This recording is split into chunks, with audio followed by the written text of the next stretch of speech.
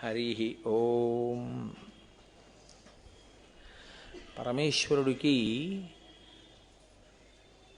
అనేకమైన నామములు. అందులో మనం ఒక 108 నామముల గురించి చెప్పుకోవడం ప్రారంభించాం. వృషాంకో అని, వృషాంకో అన్న నామం మీకు ఎన్నో శ్లోకం దగ్గరికి వచ్చేటప్పటికి వస్తోంది. గంగాధరో లలాటాక్షకాళకాల కృపానిధి భీమ పరశుహస్తశ్చ మృగపాణిర్జటాధర కైలాసవాసీ కవచీ కఠోరస్త్రిపురాంతక వృషాంకో వృషభారూఢో. వృష శబ్దంతో 2 నామాలు. వృషాంకో ఒకటి, వృషభారూఢో ఒకటి. వృషాంకో అంటే ఆయన యొక్క పతాకము మీద వృషభము యొక్క గుర్తు కలిగినవాడు అని. వృషభారూఢో ఒక ఎద్దు మీద ఎక్కి తిరిగేటటువంటి వాడు అని. సాధారణంగా వాహనము అనేటటువంటివి, ఆయుధాలు అనేటటువంటివి దేవతలందరికీ ఉంటాయి. వాహనము గమనమునకు వాడబడేటటువంటి సాధనం. అటువంటి వాహనం ఎక్కి వారు కదులుతారు. అయితే మీరు ఇక్కడ ఒక విషయాన్ని కొంచెం జాగ్రత్తగా గమనించవలసి ఉంటుంది. వాహనం లేకపోతే, ఒకవేళ వాహనమును ఆయన ఏ కారణం చేతనైనా అధిరోహించకుండా వెళ్ళవలసి వస్తే ఆయన అటువంటి వేగంతో వెళ్ళలేనివాడా? ఎక్కడికైనా వెళ్ళవలసి వస్తే ఆయన అక్కడికి వెళ్ళలేనివాడా అన్న ప్రశ్న వేస్తే అసలు ఆయన వెళ్ళడానికి అని వేరే చోటు ఉన్నవాడు కాడు కదండి. నిన్న మీకు కైలాసవాసి అన్న నామం గురించి చెప్తూ నేను చెప్పాను, ఆయన అంతటా వ్యాప్తమై ఉంటాడు అని. అప్పుడు ఆయనకి అసలు వెళ్ళవలసిన అవసరం ఏముంది? అంతటా ఉన్నవాడు ఎక్కడి నుంచి కావాలంటే అక్కడి నుంచే వ్యక్తమవుతాడు. అసలు ఆయనకి వాహనము యొక్క అవసరము లేనే లేదు యథార్థంగా మాట్లాడితే. పోని ఉంచుకున్నాడు, అలా ఉంటుంది వాహనం. అప్పుడప్పుడు దాని మీద ఎక్కి తిరుగుతాడు, మీకేమిటి అభ్యంతరం? విహారమునకు వెళతాడు. ఒక స్థూల రూపంతో పార్వతీ సహితుడై వృషభారూఢుడై ఆయన అసుర సంధ్య వేళలో ఆకాశ మార్గంలో తిరుగుతూ శ్రీశైల పర్వతం మీద దిగుతారు అని ఒక నానుడి. కాబట్టి ఇప్పుడు ఒక వాహనము విహారము కొరకు ఉన్నది. అభ్యంతరమే ఉంది అందులో? లేదు. వాహనం అనేటటువంటిది ఒక ఐశ్వర్యమునకు చిహ్నం. వాహనము ఒక యోగం కదండి లోకంలో. ఆయనకు ఒక వాహనం ఉంది, అదొక మర్యాద. ఆ వాహనమునకు మళ్ళీ ఒక స్థాయి ఉంది, అదొక మర్యాద. సైకిల్ ఉన్నవాడికన్నా స్కూటర్ ఉన్నవాడికి ఉండే గౌరవం వేరు. స్కూటర్ ఉన్నవాడికన్నా కారు ఉన్నవాడికి ఉండే గౌరవం వేరు. కారు ఉన్నవాడికన్నా కారులో ఒక పెద్ద పడవంత కారు ఉన్నవాడికి ఉండే గౌరవం వేరు కదూ. శివుడు, విష్ణువు, ఇతర దేవతాస్వరూపములు ఎక్కి వెళ్ళేటటువంటి వాహనములు కూడా అటువంటి స్థాయి కలిగినవేనా? దానికి ఏమైనా ప్రత్యేకత ఉంటుందా అంటే, మనకి మహాభారతం అనుశాసనిక పర్వంలో ఒక విషయాన్ని ప్రస్తావన చేస్తారు. పార్వతీదేవి అడిగింది పరమేశ్వరుణ్ణి, ఇన్ని వాహనములు ఉన్నాయి కదా, నువ్వు దేన్నైనా అధిరోహించచ్చు, నువ్వు ఎందుకు వృషభ వాహనం ఎక్కుతుంటావు అని అడిగింది ఆవిడ. అంటే ఆవిడికి తెలియక అడగదు, లోకమునకు ప్రకాశింప చేయడం కోసమని ఆవిడ ప్రశ్న వేస్తూ ఉంటుంది. వేస్తే అక్కడ శంకరుడు ఒక మాట చెప్పాడు, నేను వృషభవాహనమునే అధిరోహించి తిరుగుతాను. కారణం ఒకటి ఉంది. ఒకానొకప్పుడు నేను హిమవత్ పర్వతం మీద కూర్చొని తపోనిష్ఠాగరిష్ఠుడనై ఉండగా అక్కడికి కొన్ని గోవులు వచ్చి నా తపస్సుకి కించిత్ విఘ్నమును కలిగించినట్లుగా ప్రవర్తించాయి. ఒక దూడ పాలు తాగుతోంది, దాని నోటిలోకి చేరినటువంటి నురుగు గాలికి రేగి నా మీద పడింది.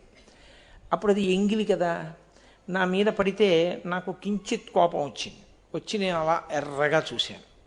నా కంటి రంగు ఎరుపు రంగు వెళ్ళి ఆవు మీద పడ్డం వల్ల కొన్ని గోవులు ఎరుపు రంగు గోవులు అయ్యాయి. నిజంగా శంకరుడు గోవుల వంక అలా కోపంగా చూసి గోవుల్ని బాధ పెట్టేవాడైతే ఇంకా ధర్మం అన్న మాటకు అర్థం లేదు. కాదు, ఆయన ఎందుకు చేశాడా పని అంటే, గోవులలో కొన్ని గోవులకు మళ్ళీ విశిష్ట స్థానం ఇవ్వాలనుకున్నాడు. అందుకని ఆ ఎరుపు రంగు కలిగినటువంటి గోవు కపిల గోవు అయింది. అందుకే ఒంటి మీద కించిత్ ఎర్రటి మచ్చ ఉన్నా సరే ఆ గోవు చాలా శ్రేష్టమైనటువంటి గోవు. దాన్ని కపిల గోవు అంటారు. అది ఎరుపు అన్నప్పుడు పూర్తి ఎర్రగా కుంకుమ రంగులో ఉండడం అవకాశం ఉండదు.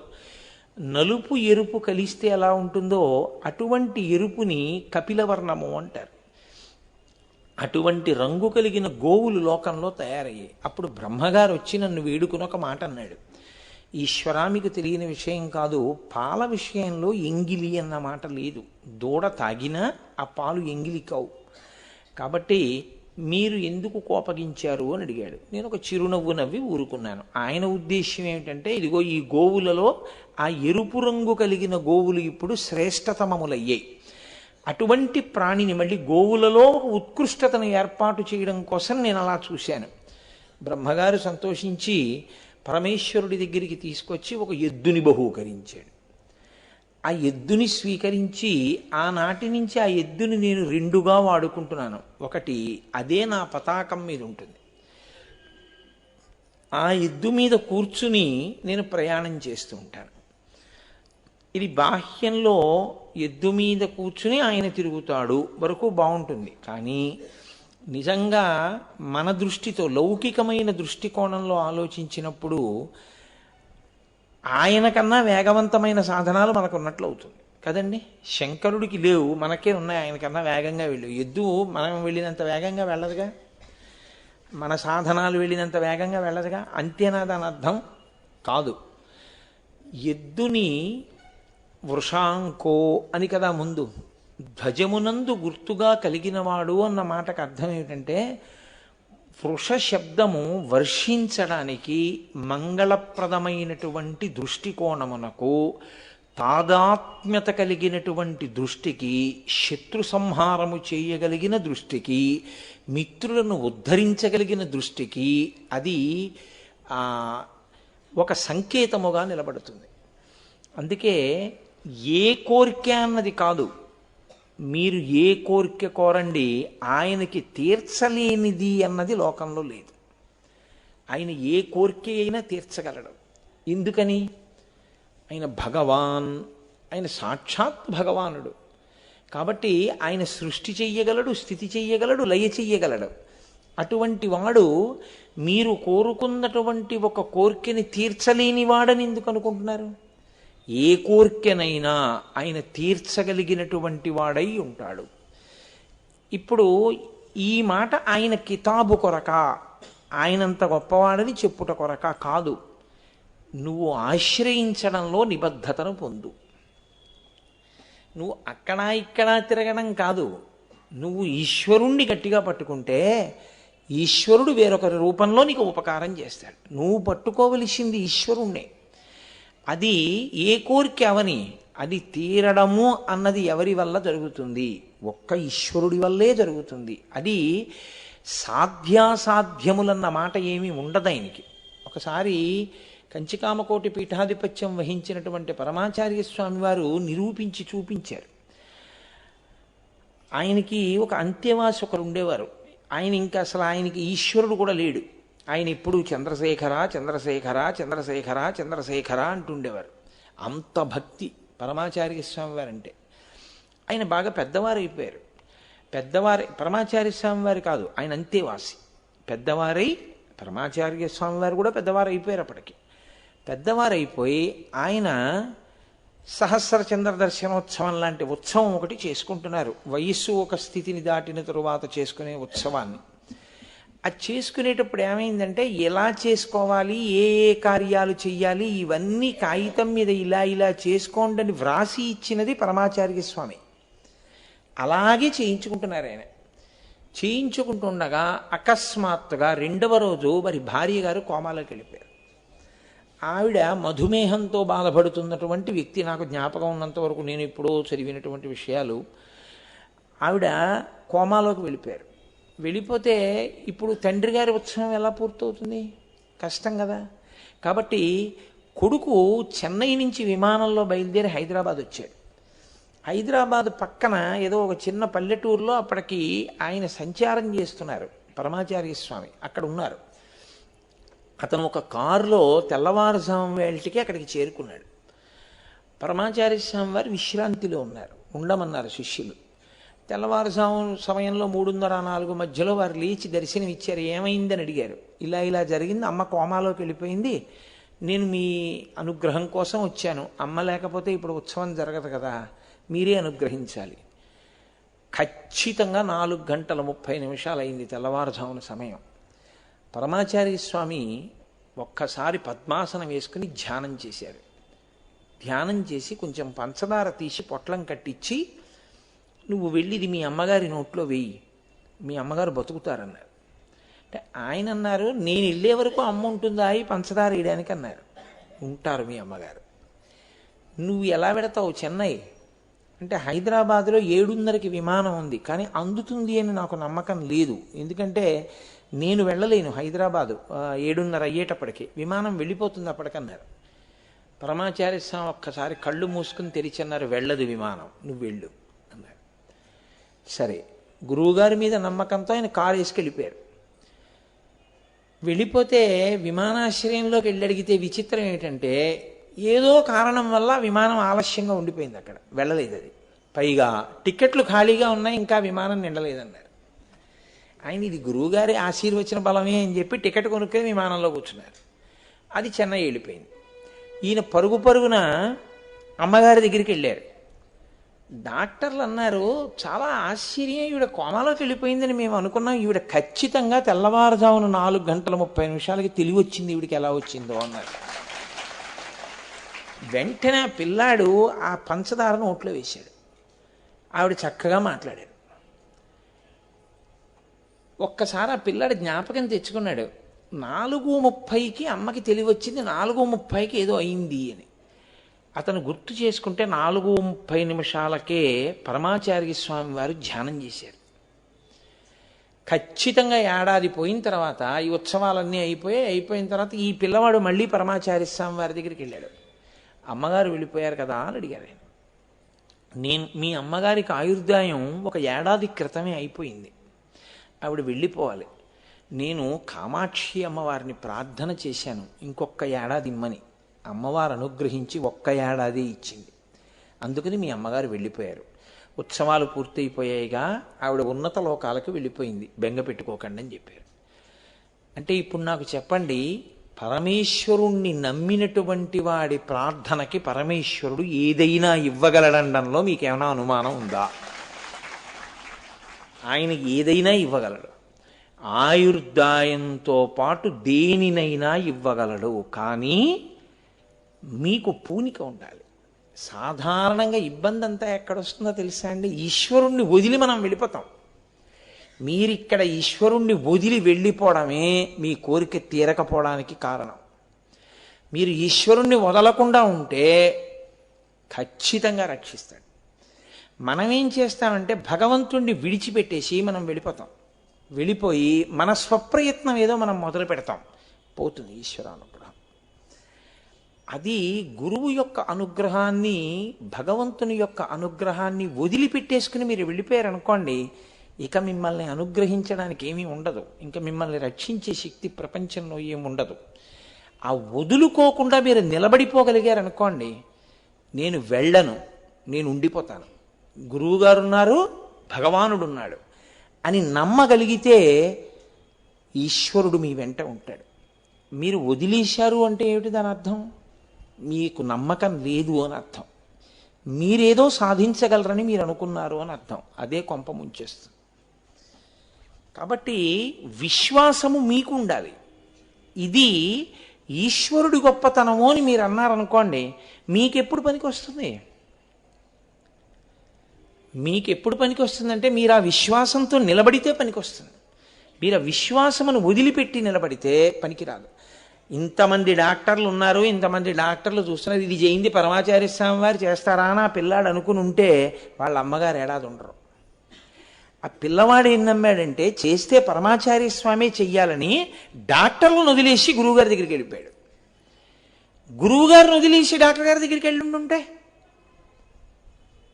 స్థితి తిరగబడిపోయిందా లేదా? మీ నిష్టయే మీకు రక్ష. మీకు ఆ నిష్ట జారిపోతే మీకు ఈశ్వర కృప ఉండదు. మీరు గొడుగు కింద ఉంటే గొడుగు మీ మీద వాన పడకుండా కాపాడుతుంది. మీరు గొడుగు నుంచి తప్పుకుంటే గొడుగుని ఇలా పట్టుకుని మీరు నించుంటే గొడుగు మీకు వాన పడకుండా ఎలా కాపాడుతుంది? నివాస వృక్ష సాధూనాం ఆపన్నానాం పరాగతి ఆర్తానాం సంశ్రయశ్చైవ యశిశ్చైకభాజనం అంటాడు మహానుభావుడు. కిష్కింధకాండలో రామచంద్రమూర్తిని గురించి వర్ణన చేస్తూ తార అంటుంది, చెట్టు కిందకి చేరినవాడెవడో వాడికే చెట్టు నీడ. కానీ చెట్టుకి దూరంగా నిలబడి నాకు చెట్టు నీడ కావాలంటే దొరకదు. చెట్టు కిందకి నువ్వు చేరి నిలబడ్డం ఒక్కటే నీకు చేతనైతే, నువ్వు చదువుకున్నావా, నీకు ఇన్కమ్ ట్యాక్స్ క్లియరెన్స్ ఉందా, లేకపోతే నువ్వు ఉద్యోగం చేస్తున్నావా, నీకు రేషన్ కార్డు ఉందా, ఇవేవీ చెట్టు అడగదు, నీడనిచ్చేస్తుంది. నువ్వు చెట్టు నీడని విడిచిపెట్టకూడదు, చెట్టు మూలాన్ని నువ్వు విడిచిపెట్టకూడదు. విడిచిపెట్టావో నువ్వు ఎండలకే పెడతావు. కాబట్టి ఈశ్వరుడు సమస్తమైన కోర్కెలను తీర్చగలడు, పాక్షికం. ఈశ్వరుడు సమస్తమైన కోర్కెలను తీర్చగలడన్న విశ్వాసముని యందు నిలుపుకోవడం పూర్ణత్వం. అప్పుడు పూర్తవుతుంది. ఇప్పుడు మీరు ఒకటి గమనించండి, నాకు ఆకలిగా ఉంది, మా అమ్మగారు అన్నీ ఉండి అక్కడ పెట్టారు, తీరుతుందా? నేను తినాలి దాన్ని. నేను తినకుండా ఎలా తీరుతుంది? ఇంట్లో మంచినీళ్ళు ఉన్నాయి, నాకు దాహం ఉంది, ఎప్పుడు తీరుతుంది? నేను నీళ్లు తాగితే తీరుతుంది. ఈశ్వరుడు ఉన్నాడు కరుణించడానికి, మీరున్నారు ఆర్తితో, మీ ఆర్తి ఎప్పుడు తీరుతుంది? మీరు ఈశ్వరుణ్ణి నమ్మి నిలబడగలిగితే. ఆ నమ్మకం అన్న మాటకి అగ్ని పరీక్ష ఏమిటో తెలుసా అండి? అన్నీ వదిలి ఈశ్వరుణ్ణి పట్టుకోగలగాలి. అది ఈశ్వరుణ్ణి నిమిత్తంగా పట్టుకుని మిగిలిన వాటిని పెద్ద చేశారనుకోండి, దొరకదు. ఉత్తర చూడండి, పరీక్షిత్ కడుపులో ఉండగా గర్భం మీదకి ఆగ్నేయాస్త్రం పడింది. మామగారులు 5 అక్కడ ఉన్నారు, వాళ్ళని అడగలేదు, ధర్మరాజుని, భీముణ్ణి, అర్జునుణ్ణి, నకులు, సహదేవుణ్ణి. వీళ్ళైనా సాయం చేస్తే కృష్ణుడి వల్ల చెయ్యాలి. కృష్ణుడి కాళ్ళు పట్టుకుంది.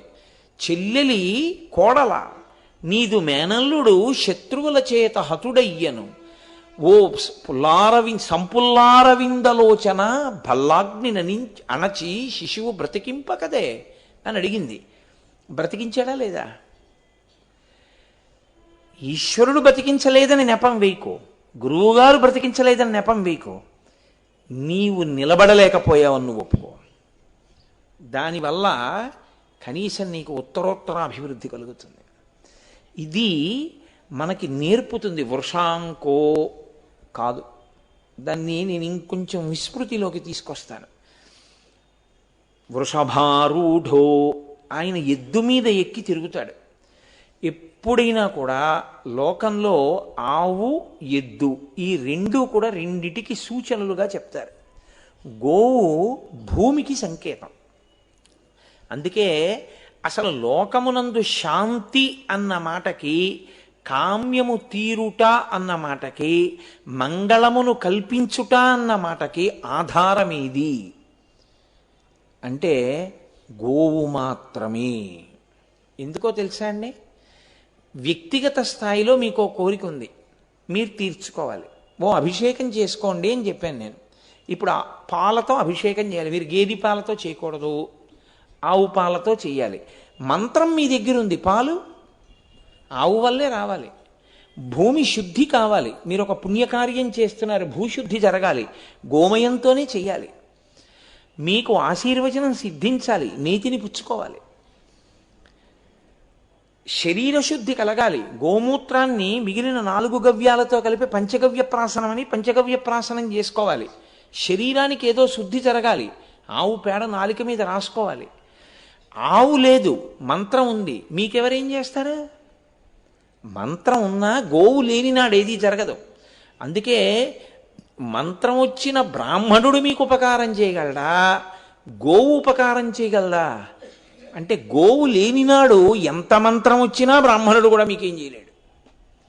కాబట్టి అందుకే ముందు దేన్ని పెట్టారంటే గోబ్రాహ్మణేభ్య శుభమస్తు నిత్యం లోకా సమస్త సుఖినో భవంతు. లోకమంతా క్షేమంగా ఉండాలి, విశ్వము యొక్క కళ్యాణము కొరకు మీరు ఒక యాగం చేస్తున్నారు. ఇప్పుడు ఆ యాగం చేయించడానికి మంత్రభాగం తెలిసిన విప్రుడు ఉండాలి, స్వరంతో చెప్పగలిగిన వాడు. ఆయన చేయించడానికి పంచగవ్యాలు, అక్కడ అసలు అలకడానికి ఆవు పేడ కావాలంటే ఆవు లేనిది ఆయన ఏం చేస్తాడు? అందుకని ముందు గోవు, గోవు తర్వాత విప్రుడు, ఆ తర్వాత క్రతువు. అసలు ముందు గోవు లేకపోతే ఏమీ లేవు. కాబట్టి గోవు భూమికి సంకేతం. అసలు భూమి అన్నది లేదనుకోండి, ఉత్తర క్షణంలో మీకు శ్రీ అన్నది లేదు. శ్రీ కాదండి, అస్తిత్వం లేదు. అసలు బ్రతకడం అన్న మాట పోయిందంతే. దేని మీద నిలబడతారు? ఆధారం లేదు. అథవా నిలబడ్డారు, తినడానికి ఏదొచ్చినా ఇందులోంచే రావాలి. శర్వాణి ఆ తల్లే ఇవ్వాలి. ఓ యాపిల్కాయ కావాలి, ఇందులోంచి రావాలి. అరటిపండు కావాలి, ఇందులోంచి రావాలి. కమలాఫలం కావాలి, ఇందులోంచి రావాలి. ధాన్యం కావాలి, ఇందులోంచి రావాలి. గోధుమలు కావాలి, ఇందులోంచి రావాలి. మొక్కలు కావాలి, ఇందులోంచి రావాలి. కారుకి పెట్రోల్ కావాలి, ఇందులోంచి రావాలి. బొగ్గులు కావాలి, ఇందులోంచి రావాలి. మీకు ఏది కావాలన్నా భూమిలోంచే రావాలి. ఇప్పుడు అన్నీ ఇచ్చే భూమి ఎటువంటిదో అన్నిటిని కురిపించగలిగిన గోవు అటువంటిది. కాబట్టి భూమికి సంకేతంగా గోవుని చెప్తారు. అన్నీ ఉన్నా అన్నిటినీ ఈశ్వరుడు మీ కొరకే సిద్ధం చేసినా ఈశ్వరుడు మీకెందుకు ఇవ్వడు? ఒక్క కారణానికే ఇవ్వడు. ధర్మము లుప్తమైతే ఇవ్వడం. మీరు అది జాగ్రత్తగా పట్టుకుంటే తప్ప అసలు వృషభవాహనం అన్న మాట అర్థం కాదు.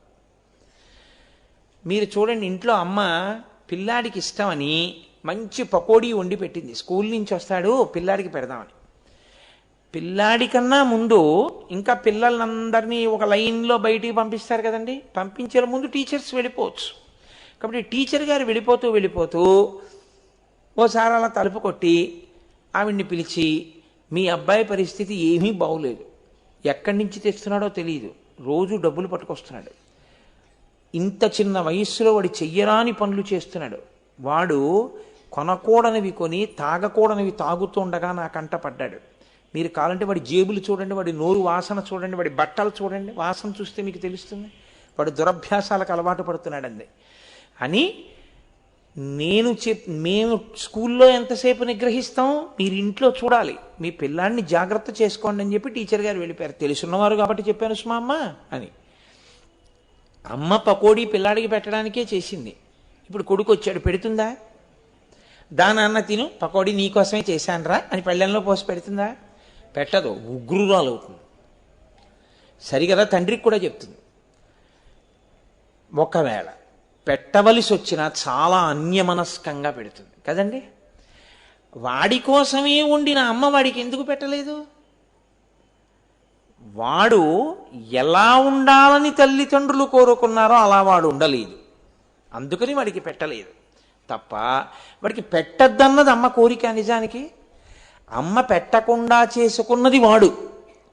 అయితే మీరు ఒక విషయం గమనించాలి, పెడదామనుకున్న అమ్మ పెట్టకుండా కొట్టింది, నాన్నగారు కొట్టారు, వారు ఏడుస్తూ పడుకుని నిద్రపోయాడు. అమ్మ మర్చిపోయింది. ఇంత గొడవలో మళ్ళీ వచ్చి గబుక్కుని పళ్ళెని తీస్తే పకోడీలు కనపడ్డాయి. అమ్మకి కన్నులంబట బొట బొట బొట బొట నీళ్లు పడిపోతాయి.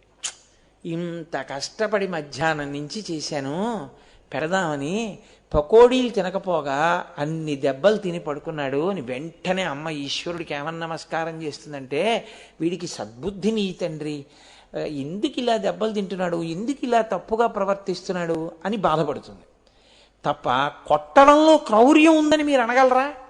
వాడిని దిద్దాలన్నది అమ్మ తాపత్రయం, అంతేకాని వాడిని కొట్టాలన్నది అమ్మ తాపత్రయం కాదు. శిక్షలో ఆర్తి ఉంది అమ్మకి. ఈశ్వరుడు కూడా వృషభం మీద కూర్చుంటాడంటే అర్థం ఏమిటో తెలుసా అండి? నువ్వు ధర్మాన్ని పట్టుకో, నీకు అర్ధకామములు నేను ఇస్తాను. అందుకే మీకు ప్రపంచంలో ఎక్కడా అసలు సంకల్పము అన్నది ఇంకా ఉండదు. మీరు ఏ ఇతర విశ్వాసముల యందు ఏ మనిషి వెళ్ళి ఇంకా ప్రత్యేకంగా కోరవలసినటువంటి అవసరం ఉండదు. నా కూతురికి పెళ్లి కావాలి, అది పురుషార్థము, జీవుడు అర్థిస్తున్నాడు ఆ కోరికని. నా కొడుక్కి ఉద్యోగం కావాలి, పురుషార్థము, నేను అర్థిస్తున్నాను. నా భార్య ఆరోగ్యంగా ఉండాలి, పురుషార్థము, నేను అర్థిస్తున్నాను. నేను 10 కాలాల పాటు ఇలా ప్రవచనం చేస్తూ 10 మందికి పనికొచ్చేటట్టు బ్రతకాలి, పురుషార్థము, నేను అర్థిస్తున్నాను. ఏది కోరినా ఒక్కటే చెప్తారు. మీరు గుళ్ళోకి వెళ్ళి పూజ చేయించుకునేటప్పుడు మీరు చెయ్యకూడనివి 2 ఉంటాయి. మీరు కొత్తగా ఒక సంకల్పాన్ని చెప్పి ఈశ్వరుడికి చెప్పవలసిన అవసరం ఉండదు యథార్థమునకు.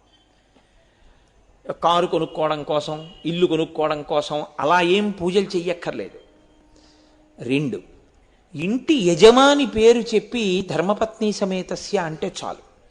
మీ పేరు, మీ ఆవిడ పేరు, మీ అబ్బాయి పేరు, కోడలి పేరు, మనవల పేర్లు, మీ ఆఫీస్ పేరు, మీ కంపెనీ పేరు, మీ కుక్క పేరు అన్నీ ఈశ్వరుడికి చెప్పక్కర్లేదు.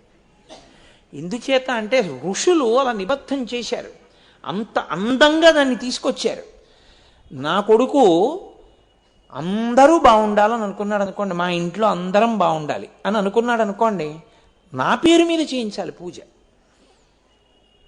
ఎవరి పేరు మీద చేయించమంటారు అని అడిగారు అనుకోండి, ఆత్రేయ సగోత్రస్య కోటేశ్వర శర్మనామధేయస్య అని చేయండి అంతే. నా పేరు చెప్పండి, మా చెల్లెలి పేరు చెప్పండి అని అడగక్కర్లేదు. ఎందుకో తెలుసా అండి, కోటేశ్వర శర్మనామధేయస్య ధర్మపత్ని సమేతస్య సకుటుంబస్య సపరివారస్య, నా కుటుంబం అంతా అందులోకి వచ్చేసింది. సపరివారస్య, అసలు నా పరివారం కూడా అందులోకి వచ్చేసారు, మళ్ళీ ఎందుకు పేరు చెప్తావు అంటే ఋషుల కన్నా నీకు తెలుసనా, లేకపోతే నీవు కోరుకున్నది ఈశ్వరుడు తెలుసుకోలేడనా, నీ వాళ్ళు ఆయనకి తెలియదనా, దేనికి చెప్తున్నావు నువ్వు? అసలు అలా చెప్పక్కర్లేదు, అర్చకులు కూడా అడగక్కర్లేదు, అలా చెప్పినా అక్కర్లేదమ్మా అని చెప్పాలి వాళ్ళు. కాబట్టి ధర్మపత్ని సమేతస్య. ఇప్పుడు మీరు ఏ కోరికతో వచ్చారు అని మిమ్మల్ని అడగక్కర్లేదు ఎవరు, ఎప్పుడు చెప్పినా ఒకటే, ధర్మార్థ కామమోక్ష చతుర్విధ పురుషార్థ ఫల సిద్ధ్యర్థం.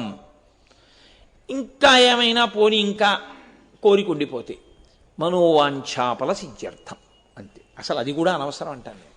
ఇంకా ఒక్కటంటే బాగుంటుంది, ఈశ్వర పాదారవిందేన అచంచల భక్తి సిద్ధ్యర్థం, అది మంచి మాట. ధర్మ అర్థ కామ మోక్ష చతుర్విధ పురుషార్థఫల సిద్ధ్యర్థం మొట్టమొదట తీసుకొచ్చి ఏం పెట్టారు? ధర్మం. చివరేం పెట్టారు? మోక్షం. చివర చెప్పిన దాన్ని పొందడానికి మొదటిది నువ్వు పట్టుకోవడం నీకు వచ్చా. అది పట్టుకోవడం రానంతసేపు అసలు చివరి దాని పేరు నువ్వు ఎత్తకు. చివరి దాన్ని పొందాలని నువ్వు ఎందుకు అనుకుంటావు? అసలు దాని మాట నీకెందుకు? నీకు ఆకలి తీరాలి, నువ్వు అన్నం తిను. ఎంతసేపు తింటావు? కడుపు నిండే వరకు తిను. కడుపు నిండింది ఊరుకో. అంతేగాని ఎంత తింటే కడుపు నిండుతుంది, ఇదొకటి తింటే నిండుతుందా, అది తింటే నిండుతుందా, అది వృధా తర్కం. నువ్వు తినడం మొదలుపెట్టు, కడుపు నిండిపోతుంది. చివరిది వచ్చేస్తుంది ఎప్పుడు?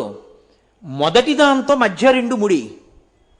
ప్రాధాన్యతా క్రమాన్ని చెప్పింది, చివరిది పొందవలసింది కాబట్టి పక్కన పెట్టేసేయండి. ఇంకా మిగిలినవన్నీ 3.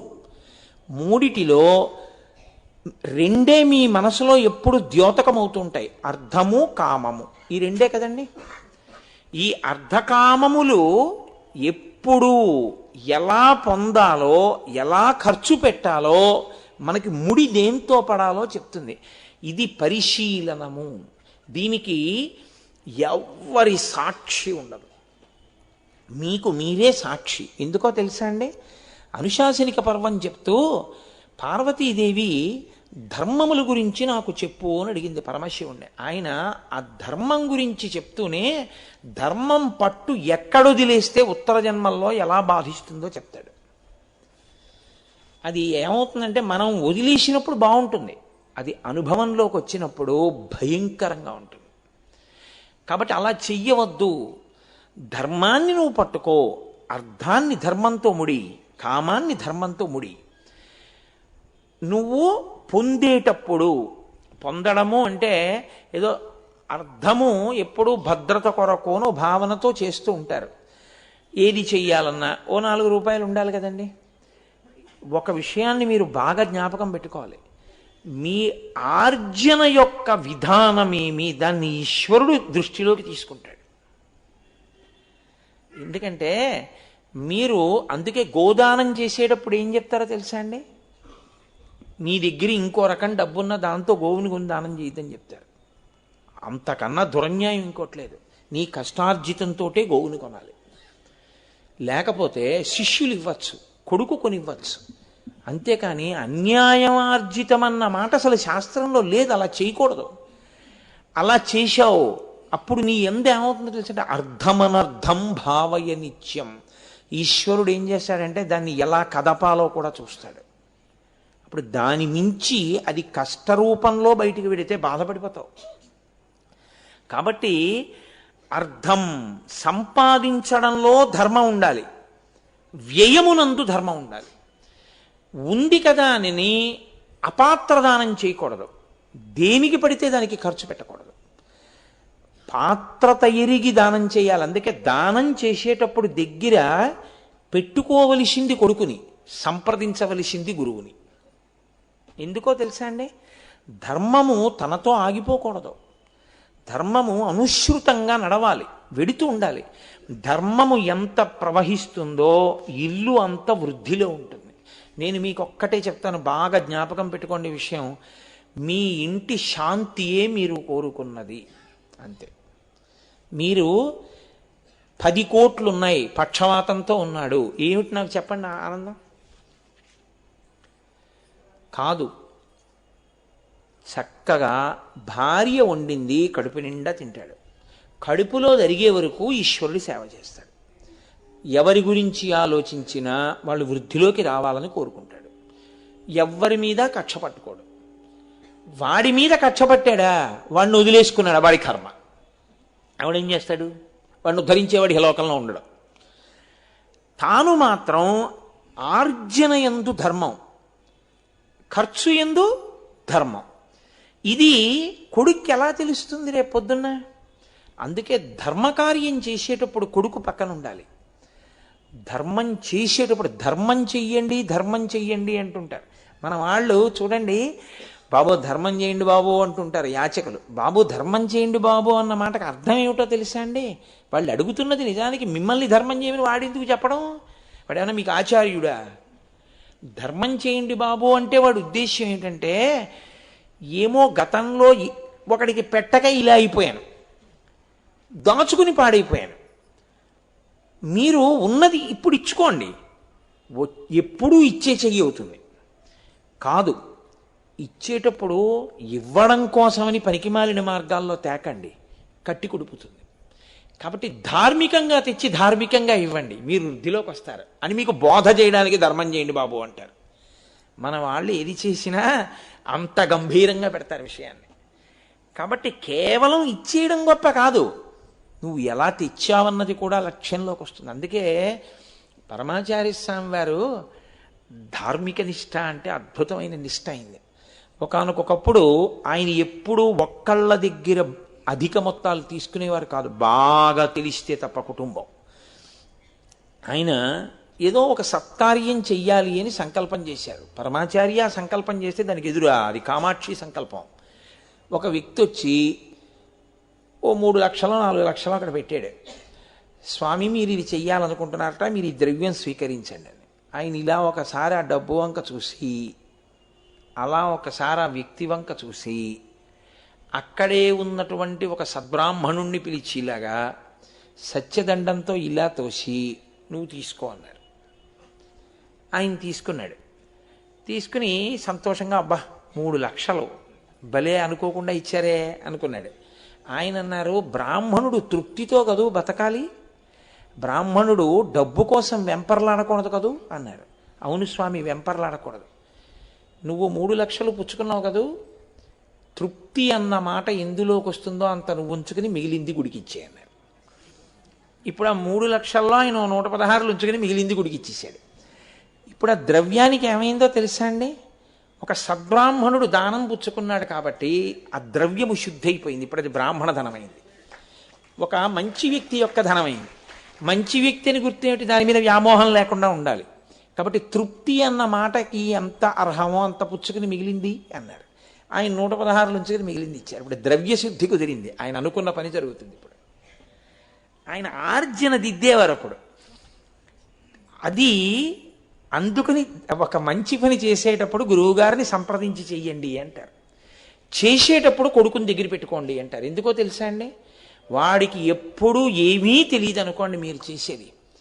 వాడికి ఏమైపోతుందంటే అసలు తండ్రి కొడుకుని దగ్గర పెట్టుకుని చేయడం అన్నది ఎన్నడూ చేయకపోతే వాడికి చెయ్యడం అన్నది రాదు. ఎందుకో తెలుసా? లోకంలో ప్రతి ప్రాణికి తెలిసేది ఏమిటంటే దాచుకోవడమే, ఇవ్వడం ఎవరికీ తెలియదు. ధర్మము చెయ్యడము అంటే తండ్రి కొడుక్కి చెప్తాడు, కష్టపడి ఇదిగో ఇది సంపాదించాను. నేను ఈ లోపలికి వస్తుంటే నాగబాబు గారు నన్ను అక్కడ ఆపి, చూడండి ఈవిడ 1000 రూపాయలు ఇస్తారట గుడికి, గురువుగారు వచ్చాక తీసుకుంటానని నేను తీసుకోలేదన్నారు. ఎందుకు తీసుకోలేదన్నాను. ఆవిడ పెద్దవారు, కొడుకులు ఎక్కడో ఉన్నారట. ఆవిడ ఎప్పటి నుంచో దాచుకున్నటువంటి 10 రూపాయలు 20 రూపాయలు చుట్టి వృద్ధాప్యంలో ఆసరా కోసమని ఆవిడ ఎంతో కష్టపడి దాచుకున్నటువంటి డబ్బు ఎప్పటి నుంచి దాచుకుంటోందో ఆ తల్లి, ఒక 1000 రూపాయలు ఆవిడ దాచుకోగలిగింది జీవితంలో. ఆవిడ ఆ 1000 రూపాయలు నన్ను కాపాడవో శివుడు నన్ను కాపాడతాడు అని నిర్ణయానికి వచ్చి ఆ 1000 రూపాయలు శివాలయానికి ఇచ్చేశారు. నేనన్నా, అమ్మ మీకు ఎవరైనా ఉన్నారా మిమ్మల్ని చూడ్డానికి అన్నాను. అంటే ఎక్కడో కొడుకులు ఉన్నారండి అన్నారు. అంటే ఆయన అన్నారు, మరి మీకు కాలో చెయ్యో వంగితే అవసరం ఉండదా ఈ 1000 రూపాయలు?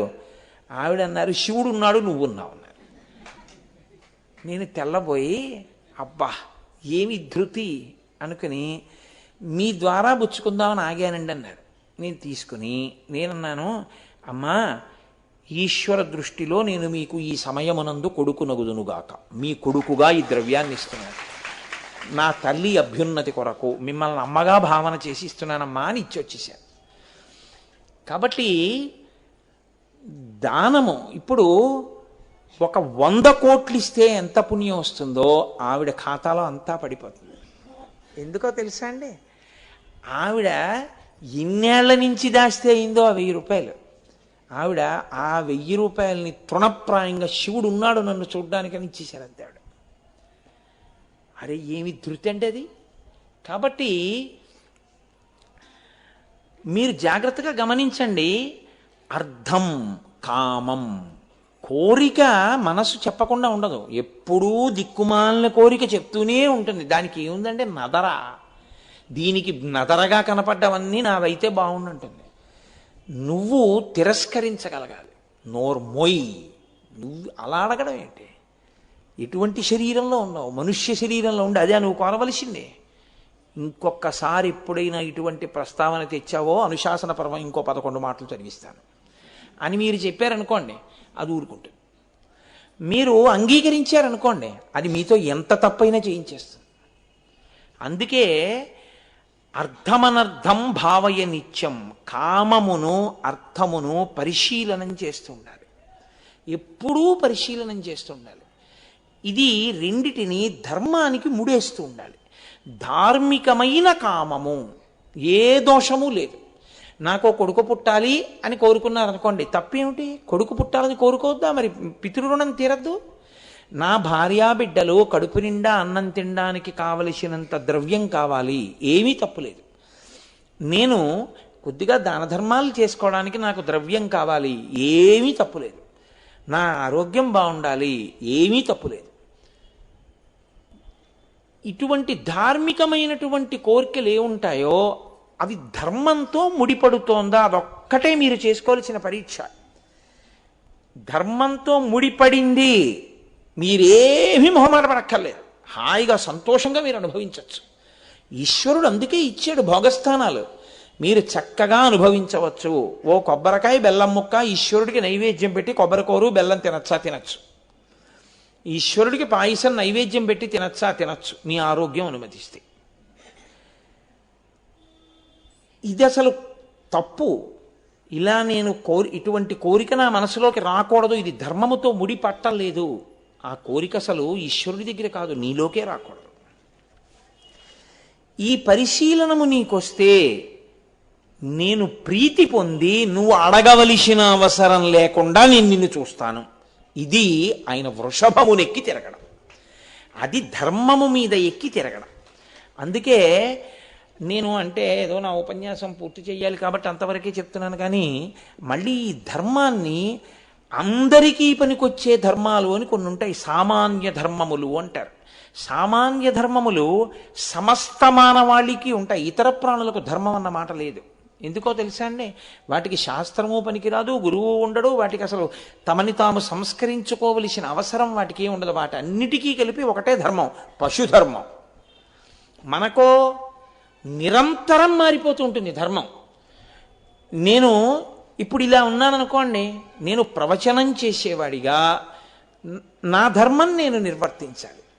నా రాగద్వేషాలకి లేకపోతే నాకున్నటువంటి మనసులో అభిప్రాయాలకి అనుగుణంగా శాస్త్రాన్ని మార్చే ప్రయత్నం చెయ్యకుండా శాస్త్రమునకు కట్టుబడి మాట్లాడడం నా ధర్మం.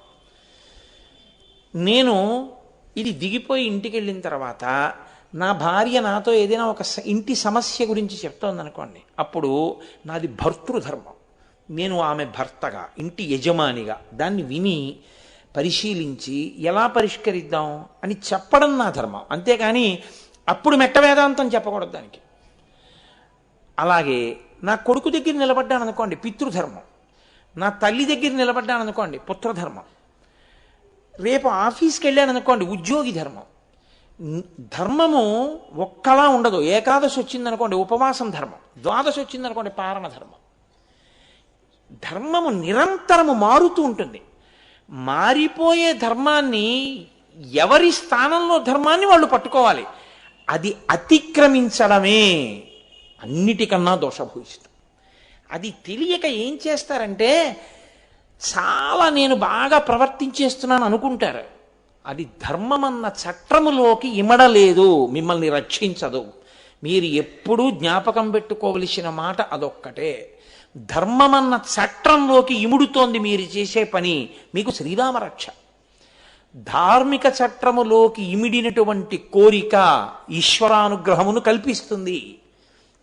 దాని యందు దోషమేమీ ఉండదు. నీ భార్య యందు నీకు కామముంది, పరమధార్మికము. నివర్తయమనోమత్త స్వజనే క్రియతాం మనః అని చెప్పింది సీతమ్మ. నీ భార్య యందు నువ్వు మనసు పెట్టుకో, పరమధార్మికం. పరస్త్రీ యందు నీ మనసు ప్రవర్తించింది, మూలఘాతి, నశించిపోతావు పుత్రమిత్ర కళత్రాదులతో. వెంటనే తిప్పియాలి మనసుని, తప్పు. ఉత్తర క్షణం కామాక్షి అమ్మవారిని చూడు, నా తల్లి కామాక్షి ఉన్నది ఆవిడలో అని పరిశీలనం చేసి నీ మనసు తిప్పాలి, లేకపోతే పాడవుతావు.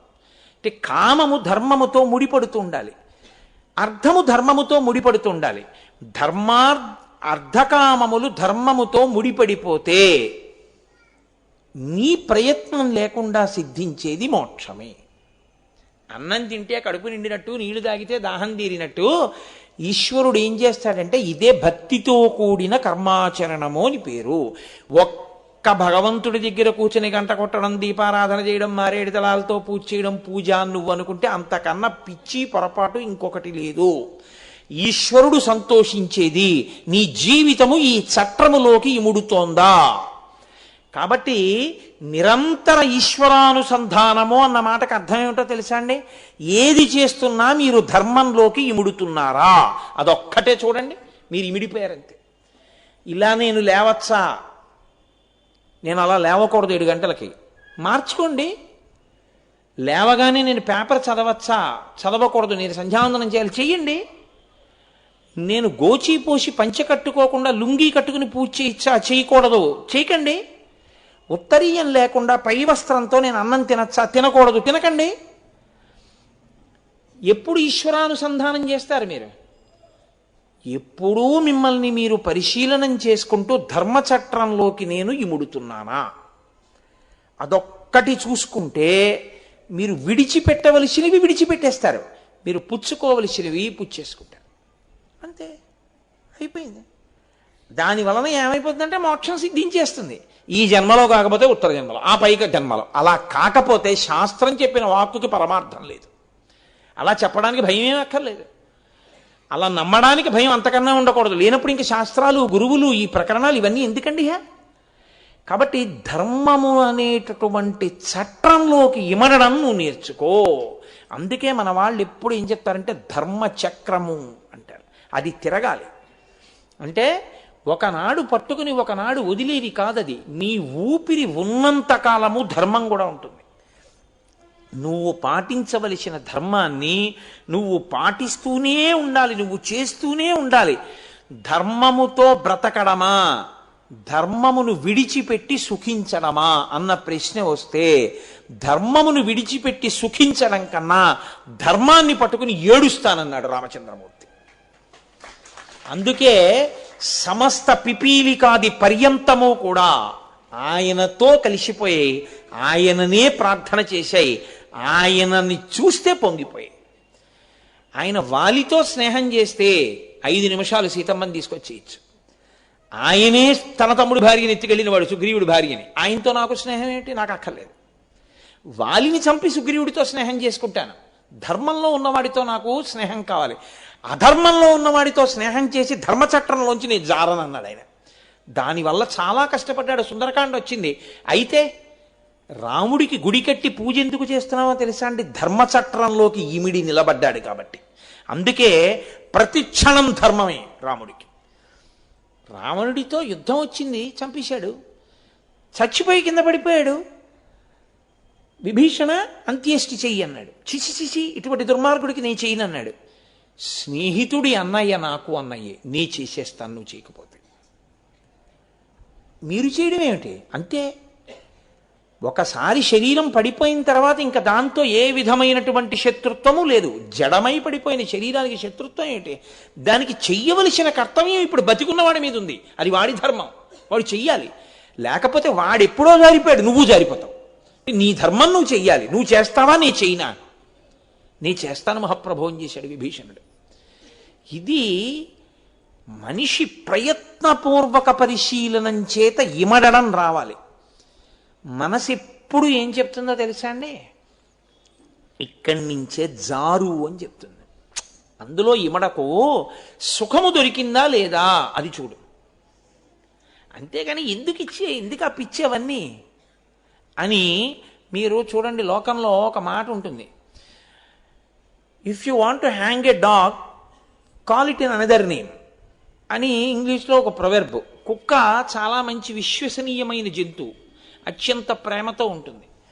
యజమాని కోసం ప్రాణం వదిలిపెట్టడానికే సిద్ధపడుతుంది. కానీ కుక్క ద్వారం దాటి లోపలికి రాకూడదు. వస్తే ఈశ్వరుడు ఆ రోజు ఆహారం తీసుకోడు. కాబట్టి కుక్కని ప్రేమతో చూడవచ్చు. కానీ ఆ కుక్కను చంపేద్దాం అనుకున్నాడు. ఇన్నాళ్ళు సేవిస్తున్న కుక్కను చంపేస్తానంటే బాగుండదు కదా. అందుకని ఏమన్నాడంటే, నేను పులిని చంపేస్తున్నానని చంపేశాడు. అది పులండి, అయ్యి బాబోయ్ అంటూ చంపేశాడు. కుక్కని చంపేయాలని నిర్ణయానికి వచ్చి పులిని పేరు పెట్టి చంపేయడం ఎటువంటిదో, అందరికీ పనికొచ్చేటటువంటి సనాతన ధర్మంలోని ధార్మిక చట్రంలోంచి ఇవన్నీ మూఢనమ్మకాలని పైకి తీయడం కూడా అటువంటిదే. ధార్మిక చట్రంలోకి నువ్వు ఇమిడితే నీ అభ్యున్నతి. సుఖాల కోసం ధార్మిక చట్రంలోంచి తప్పించే ప్రయత్నం చేయడం వ్యక్తి అభ్యున్నతిని నాశనం చేయడమే.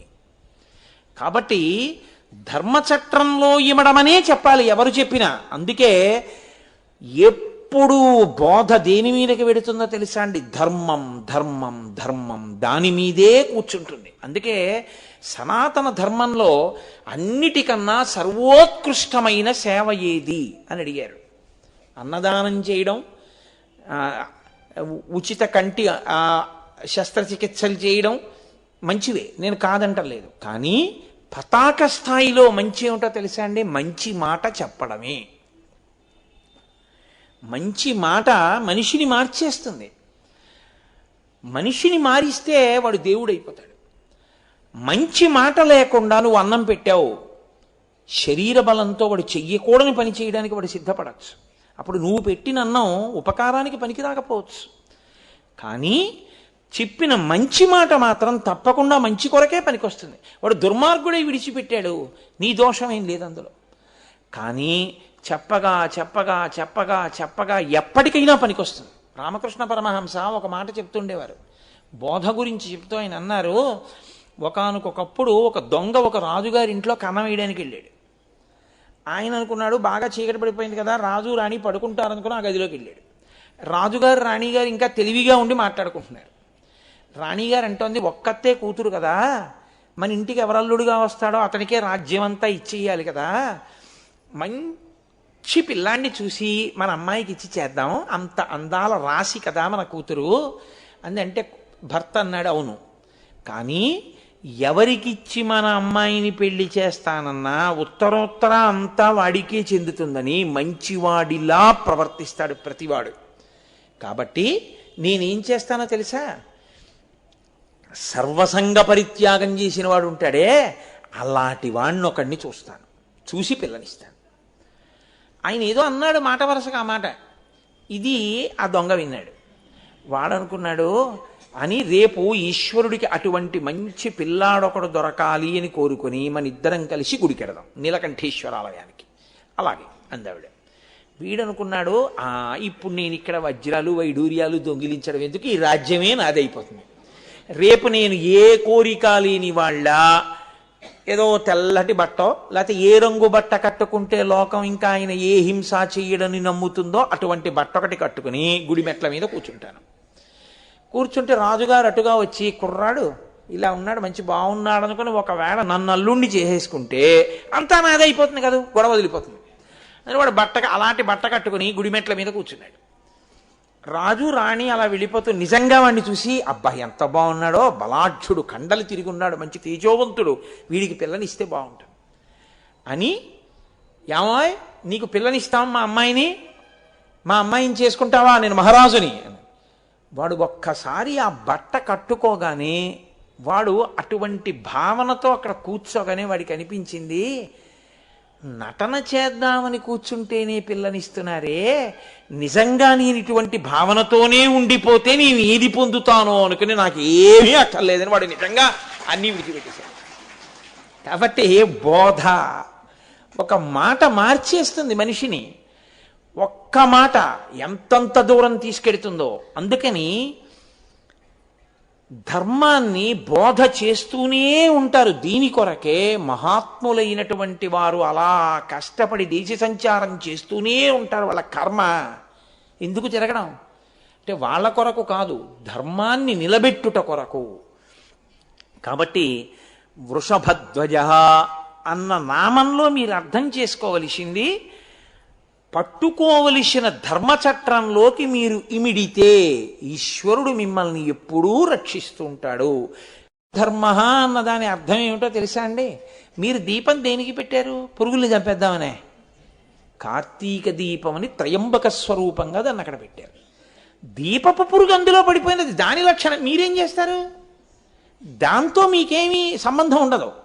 మీరు చీరపేను అంటారు, మీరు ఎప్పుడైనా చూసే నల్లగా ఉంటుంది, చేపలా పరిగెడుతుంటుంది, అది బట్టల్లో చేరిపోతుంది. ఇలా బట్ట విప్పారనుకోండి మెరుస్తూ తెల్లగా కింద పడుతుంది. అది చీరపేను ఉంది, మీరు ఆ చీరపేలు కొట్టలేదనుకోండి అది వెంటనే పరిగెత్తి మళ్ళీ పుస్తకాల్లోకో బట్టల్లోకో చేరిపోతుంది.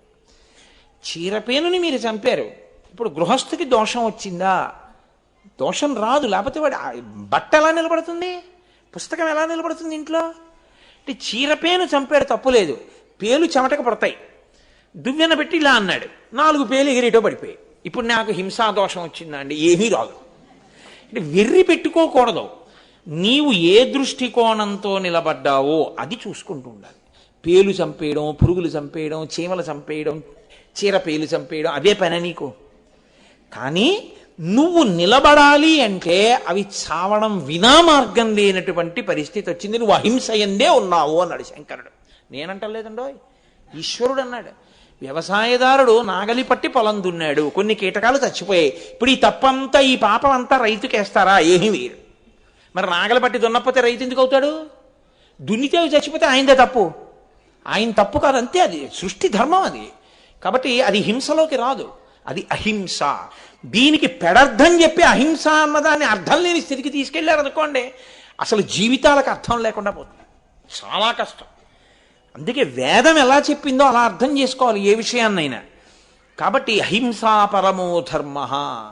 ఇవి సామాన్య ధర్మములు అంటారు. సామాన్య ధర్మములు సమస్త ప్రాణికోటికి చెందుతాయి. ప్రాణికోటి అంటే ప్రత్యేకించి మనుష్య జాతికి చెందుతాయి. ఇవి అందరికీ తెలిసి ఉండాలి, అందరూ వాటిని పాటించాలి. ఇక వ్యక్తిగతంగా ఎవరి ధర్మం వాళ్ళకు ఉంటుంది. భర్తృధర్మం, భార్యాధర్మం ఇలా ఉంటాయి. స్కాందం అనుకుంటాను, స్కాందంలో బ్రహ్మోత్తర ఖండంలో అనుకుంటా, నాకు జ్ఞాపకం ఉన్నంత వరకు బ్రహ్మోత్తర ఖండమే. ఒక విషయం చెప్తుంటారు. ఒక రాజుకి 2 భార్యలు. 2 భార్యలు మంచి పుణ్యచరితలు, ఎప్పుడూ ఈశ్వరారాధన చేసేవారు. భర్త గారు కూడా అటువంటి వాడే. ఒక భార్య తాను చేసే ముందు భర్తకి వచ్చి నమస్కారం చేసి నేను మొదలు పెట్టనా అని అడిగేది, మొదలుపెట్టు. ఇంకొక ఆవిడ అన్నీ ఆయనకి చెప్పడం ఎందుకు, ఆవిడే చేసుకుపోతుండేది. అనుకోకుండా ముగ్గురు ఒక్కసారి మరణించారు.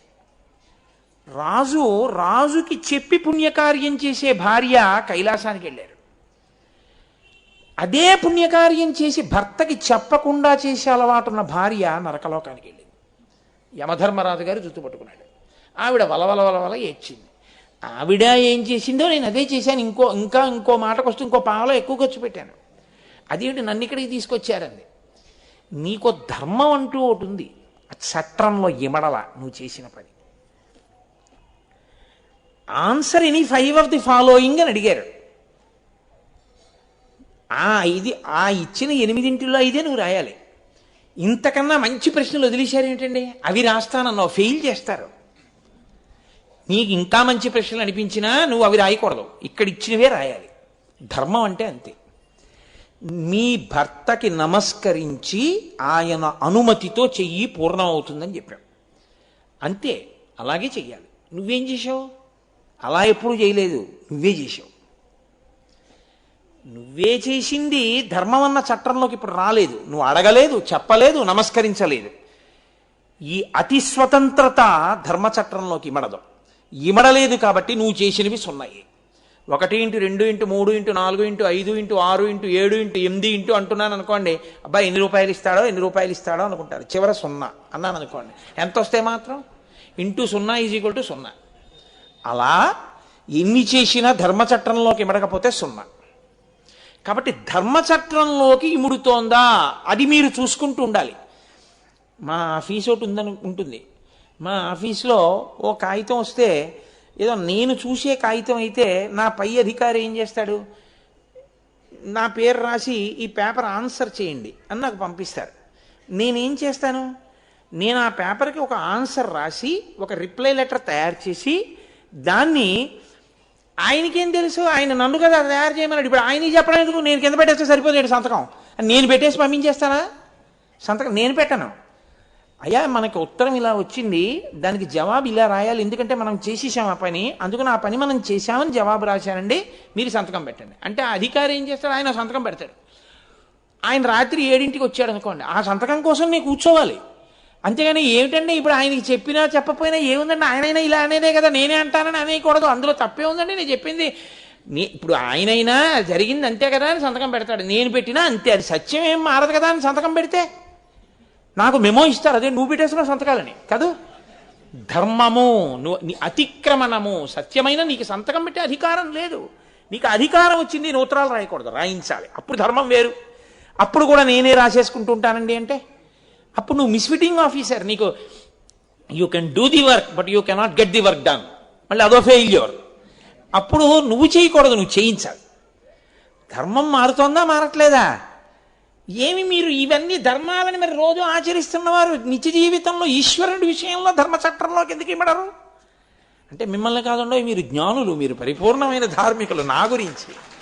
కాబట్టి ఈ ధర్మచట్రంలోకి ఇముడు, నీ కోర్కెలు తీరుస్తాను. అందులోకి ఇమడకుండా అడిగితే కుదరదు, అలా చేయడం సాధ్యం కాదు. ఇది చెప్పడం, ఆయన వృషభవాహనమెక్కి తిరుగుతూ ఉంటాడు. అందుకే వృషభమునకున్న 4 పాదములే ధర్మమునకున్న 4 పాదములు. తపస్సు, శౌచము, దయ, సత్యము. ఈ 4 పాదములుగా ధర్మం నడుస్తుంటుంది. కలియుగంలో సత్యమన్న ఒక్క పాదం మీదే ఉంటుంది అని. కానీ ఈ విషయాన్ని గ్రహించి మనం మారవలసిన తీరేమి, ధర్మచట్రములోనికి ఇముడుట. దాని వలన అందరం అభ్యున్నతిని పొందుతాం. దాని కొరకు వచ్చింది ఆ నామం. అంతేగాని ఆయన ఇద్దెక్కి తిరుగుతాడండి అని చెప్పడానికి ఆ నామం ఎందుకండి? ఆయన ఇద్దెక్కి తిరిగితే మీకెందుకు, పిల్లెక్కి తిరిగితే మీకెందుకు? ఆయన ఏదెక్కైనా తిరగగలడు. ఆయన ఏదెక్కాడో దానికి ఇవ్వగలడు ఆ శక్తి, అంత వేగంగా వెళ్ళగలిగిన శక్తి. అంత వినాయకుడు ఎలక మీద కూర్చుంటే వెళ్ళటల్లా, నీకేమిటి బాధ? అదేమిటండి అంత వినాయకుడు ఎలక మీద కూర్చుంటే చచ్చిపోతండి దిక్కుమాలిన ఎలక అంటే, ఆ ఎలక ఎవరో కాదు, నువ్వే. ఎలక ఇంట్లో ఉంటుంది, నువ్వు ఇంట్లో ఉంటావు. ఎలకకి బహుసంతానం, నీకు బహుసంతానం, నీకంటే నాకు అని గుర్తుపెట్టుకోవాలి. ఎలక అన్నీ, దానికక్కర్లేని విషయం ఉండదు. ఆఖరికి ఎలకని పాము మింగేస్తుంది. మీరు ఒక నాగేంద్రుడి బొమ్మ ఇంట్లో పెట్టి కాసిన పాలు పోస్తే ఆ నాగేంద్రుడి బొమ్మని ఎలకెత్తుకుపోతుంది. అన్నీ మన ఇంట్లోకి తీసుకెళ్ళిపోయి మన ఇంటి చూరులోనే కాపరం చేసి మన ఇంట్లోనే కన్నాలెట్టి పడుకున్నప్పుడు ఇంటి యజమాని వేళ్ళు కొరుకుతుంది. నన్ను కొరికింది ఒకసారి ఏలూరులో అలాగా. అడిగిపోయాను, ఇదేంటి అలా కొరికిందంటే, అబ్బాయి ఏం లేదు, రాత్రి ఎలకలు కొరుకుతాయి మా ఇంట్లో అన్నాడు ఆయన. అయితే ఇవాళ శివరాత్రి నాకని చెప్పి కూర్చున్నది. అది ఆయనకు అలవాటు, అని ఆయన పడుకోగలిగాడు. నాకు అలా అలవాట్లేదు, ఇప్పుడే నాకు ఎలక కొరకడం అలవాట్లేదు, నాకు ఏం నిద్రపట్టలేదు. కాబట్టి ఎలక కొరకడం తిన్న ఇంటి ఏ ఇంట తిందో ఆ ఇంటి యజమాని కాళ్లే కొరుకుతుంది. అది ఎవడు మనకు అన్నం పెట్టాడో, ఎవడు మన ఆదరించాడో వాణ్ణి మోసం చేస్తాను నేను కదండి. అందుకని అది నింద్యుడు, అన్నీ అలాగే బతుకుతుంది. అది ఈశ్వరుణ్ణి మోయడం మొదలుపెట్టింది, అనింద్యుడు అంతే. ఇప్పుడు అది ఎలకే, కానీ మామూలు ఎలక కాదు, ఈశ్వరుణ్ణి మోస్తున్న ఎలక. దాని గుండెల నిండా ఈశ్వరుడు ఉన్నాడు, అనింద్యుడు. అందుకే ఎలక పేరు అనింద్యుడు. అది మొయ్యగలదు, భక్తి ఉంటే మొయ్యగలవు. కాబట్టి ఈశ్వరుడు ఎద్దెక్కాడు అనకండి. ఈశ్వరుడు ఎద్దు ఏమిటి, ఏది ఎక్కినా వెళ్ళిపోతుంది. చీమ ఎక్కితే ఆ చీమకి వెళ్ళగలిగిన శక్తి ఆయన ఇస్తాడు, శక్తి ఆయింది. వృషభవాహనుడు, మీరు ధర్మచక్రంలో ఇమడాలని మీరు గ్రహిస్తే కోరికలు వర్షించడానికి నేనున్నానని ఆయన వృషధ్వజుడై ఉన్నాడు. ఇది చెప్పడానికి వృషాంకో వృషభారూఢో భస్మోద్ధూళిత విగ్రహ. ఆయన ఒంటి నిండా విభూతి అలదకొని ఉంటాడు. ఏమా విభూతి? అసలు ఆ విభూతి, అసలు శివసహస్రనామ స్తోత్రంలో ఆశ్చర్యం ఏమిటో తెలుసా అండి? ఆయన పేరు మహాభస్మ, శివుడి పేరు. అయితే మనకు వచ్చిన ప్రారబ్ధ కర్మ అంతా ఎక్కడొచ్చిందంటే, విభూతి పెట్టుకున్నారనుకోండి, వెంటనే ఏమంటారంటే వాడు శివభక్తుడు అంటారు. ఒక్క శివభక్తులే విభూతి పెట్టుకుంటారు అని ఎక్కడా లేదు. విభూతి ధారణము వైదికము, వేదప్రోక్తము. నువ్వు విష్ణు భక్తుడవు, విభూతి పెట్టుకుంటావు. నీవు అమ్మవారి భక్తుడవు, శాక్తేయుడవు, విభూతి పెట్టుకుంటావు. నువ్వు సౌరమునందున్న వాడవు, సూర్యభగవాను ఆరాధిస్తావు, పెట్టుకుంటావు. నువ్వు విష్ణు భక్తుడవు, విభూతి పెట్టుకుంటావు. చాలామంది ఏమనుకుంటారంటే శంకరాచార్యుల వారు పరమశివ భక్తుడు అనుకుంటారు. అసలు యథార్థంగా చూస్తే శంకరాచార్య స్వామి పరమ విష్ణు భక్తుడు. ఎందుకో తెలుసా అండి? ఆయన ఆరాధ్య దైవం కృష్ణ భగవానుడు. అందుకే పూర్ణానదిని ఆయన వాళ్ళ అమ్మగారి కోసం అని చెప్పి పర్ణశాలకు దగ్గరగా తీసుకొస్తే ఆ మధ్యలో ఉన్న కృష్ణుడు గుడి కూడా కొట్టుకెళ్ళిపోతుంది. కృష్ణుడు అన్నాడు, మీ కులదైవాన్ని కదా నా గుడి వెళ్ళిపోతోంది అలాగన్నాడు. ఆయన తన యొక్క శక్తి చేత ఆ గుడిని తీసుకొచ్చి నది ఒడ్డున పైన పెట్టారు.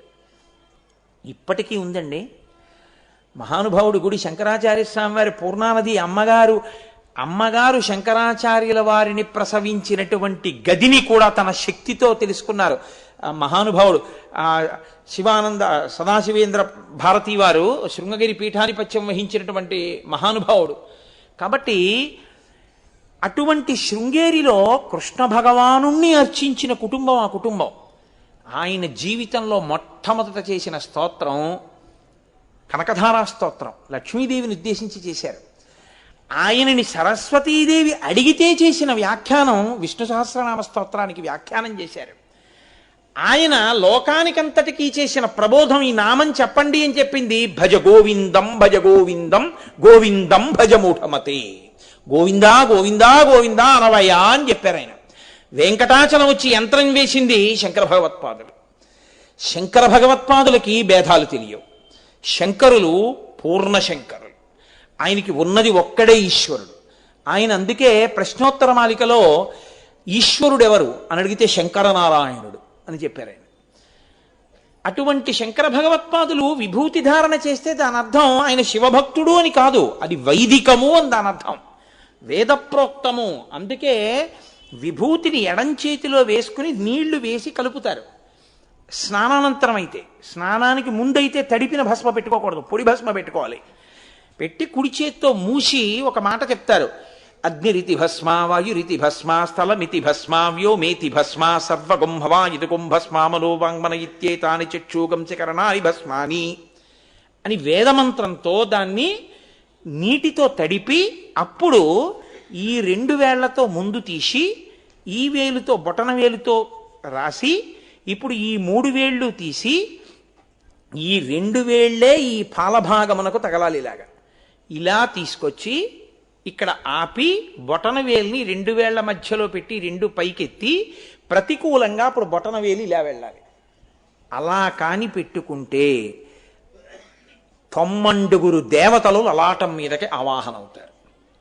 అది వైదికముగా విభూతి అందుకు పెట్టుకుంటారు. అనుశాసనిక పర్వంలో పరమశివుడు పార్వతీదేవితో చెప్తూ, నేను విభూతిని ఎందుకు సృష్టించానో తెలుసా? చాలా మంది యొక్క అభిప్రాయం ఏమిటంటే బూది, కేవలం బూది అనుకుంటుంటారు. కాదు, మనం పెట్టుకునేటటువంటి విభూతిని తయారు చేసేటటువంటి విధానాన్ని స్కాందంలో బ్రహ్మోత్తరఖండంలో చెప్పారు. అది ఆవు పేడని కొన్ని మంత్రాలతో చేస్తారు. నేను ఒక చోట శ్రీశైలంలో చూశాను. ఆవు పేడని అలా కాల్చి అటువంటి మంత్రములతో ఆ విభూతి తయారు చేస్తారు. ఎంత తేలిగ్గా ఉంటుందో, ఎంత గట్టిగా ఉంటుందో అది. ఆ విభూతిని సజల భస్మ అంటారు, నీటితో కలిపి పెట్టుకుంటారు. ఆ పెట్టుకునేటప్పుడు ఇంకొక శ్లోకం, ఎన్నో శ్లోకాలు చెప్తారు. త్రయంబకం యజామహే సుగంధిం పుష్టివర్ధనం ఉర్వార్కమివ బంధనాం మృత్యోర్ముక్షీయమామృతాత్ అంటూ తల మీద పెట్టుకుంటారు. ఎందుకంటే చిట్ట చివర విడినప్పుడు ఆ బ్రహ్మరంధ్రంలోంచి పైకి వెళ్ళే శక్తి రావాలి అని తల మీద అడ్డంగా విభూతి రేఖ పెట్టుకుంటారు. అలా 15 స్థానముల యందు విభూతిని ధారణ చేస్తారు. ఒక్కొక్క చోట ధారణ చేస్తున్నప్పుడు ఒక్కొక్క రకమైన ఫలితము ఆవాహన అవుతుంది. 90 దేవతలు లలాటం మీదకి వస్తారు. అందులో పరమశివానుగ్రహంతో సహా ఉంటాయి. శ్రీకరంచ పవిత్రంచ రోగదోష నివారకం లోకవస్యకరం పుణ్యం భస్మత్రైలోక్యపావనం.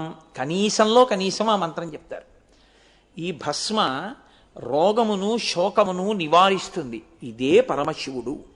ఇది నాకు సర్వదా కృప చేస్తుంది.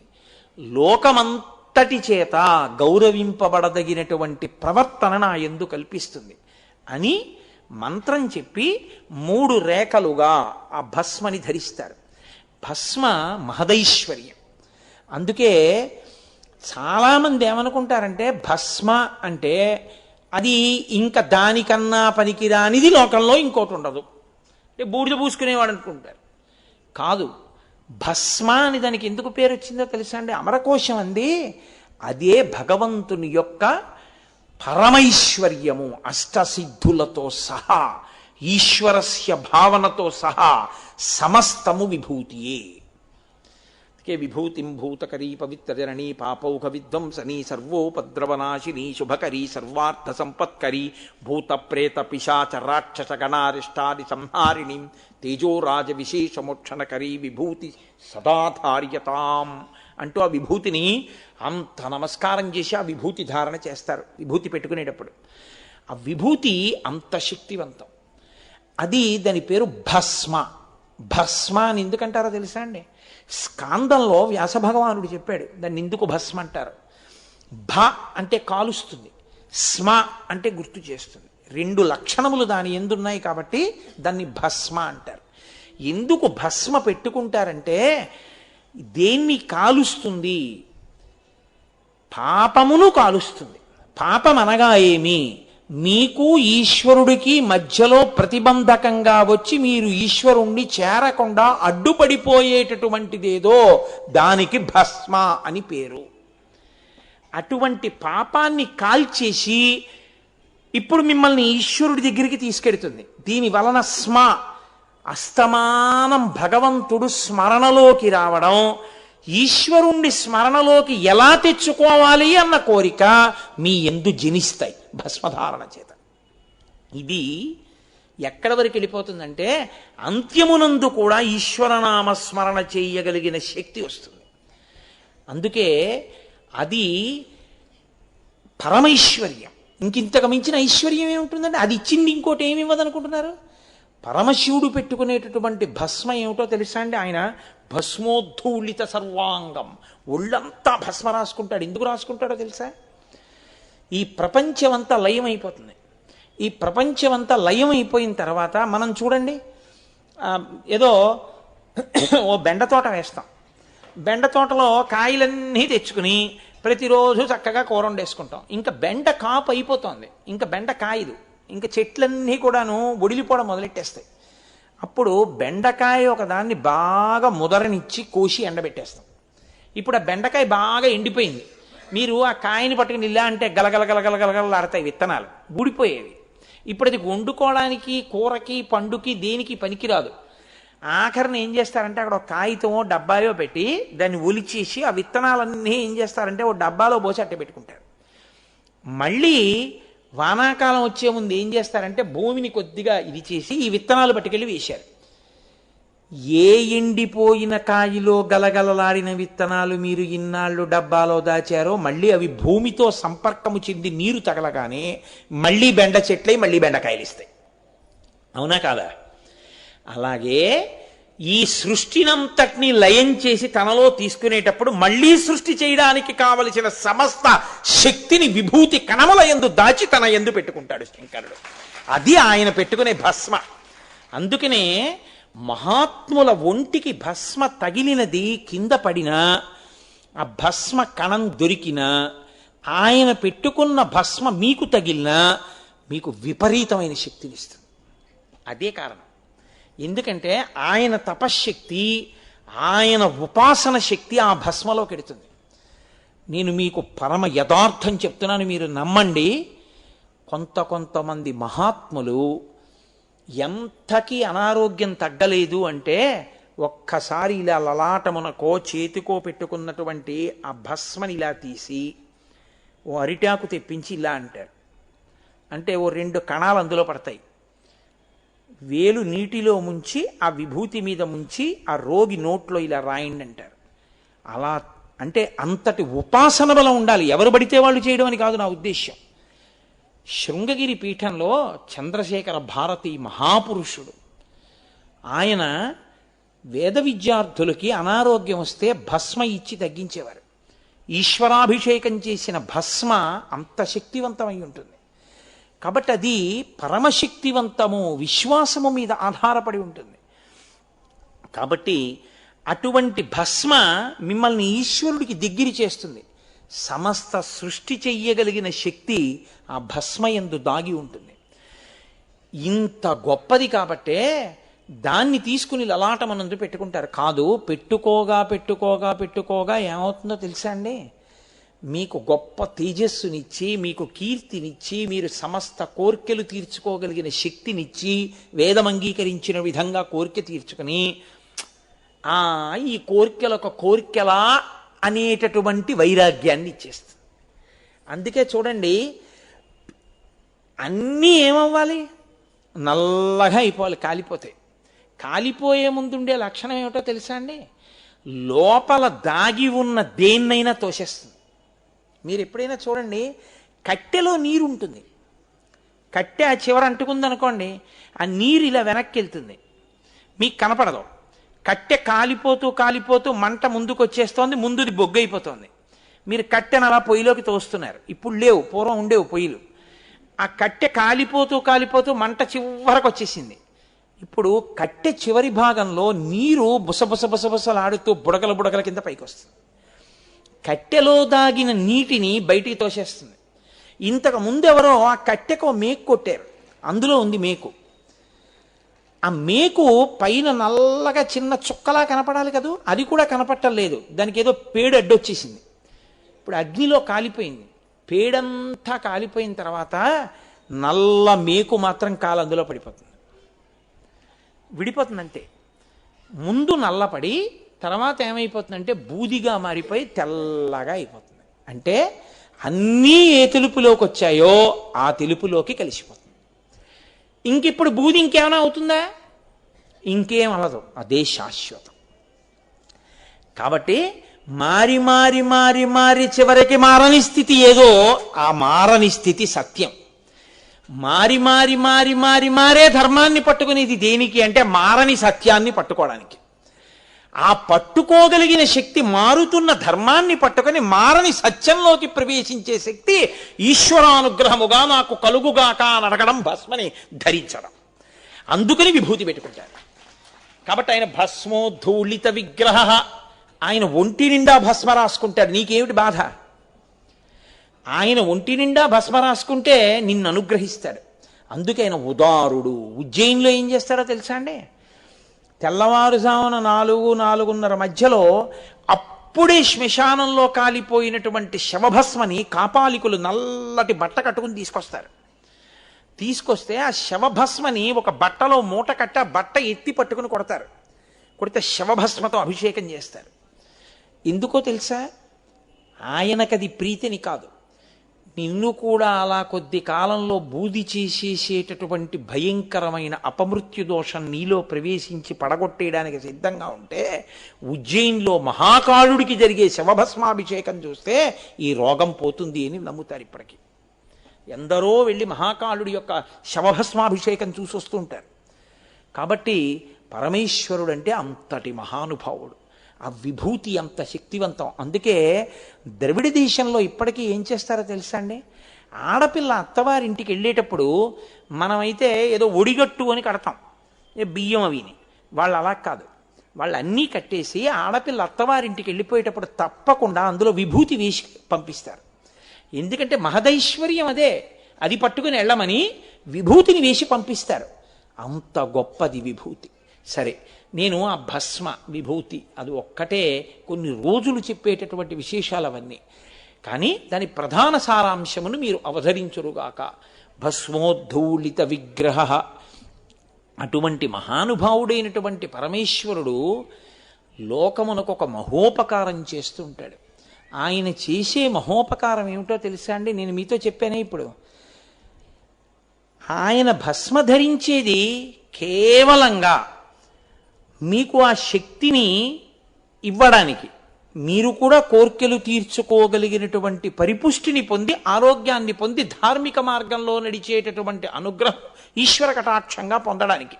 కానీ అదొక్కటే మనుష్య జన్మ ప్రయోజనమా?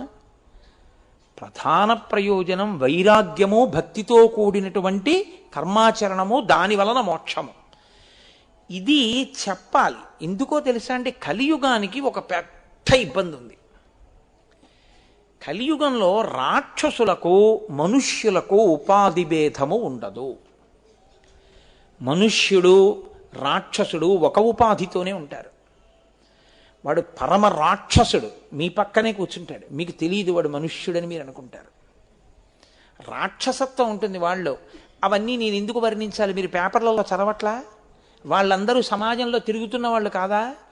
చదువుకోవడానికి కాలేజీకి వెళ్ళే పిల్లాళ్ళ కాలేజీకి వెళ్ళినవాడు కాడావాడు.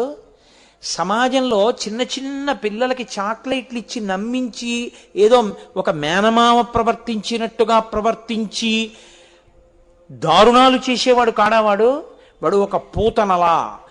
పూతనకి ఆ రోజుల్లో కోరుకుంటే మార్పు వచ్చింది. కలియుగంలో ఏమిటో తెలుసా అండి? రాక్షసులు మనుష్య ఉపాధితో తిరుగుతారు.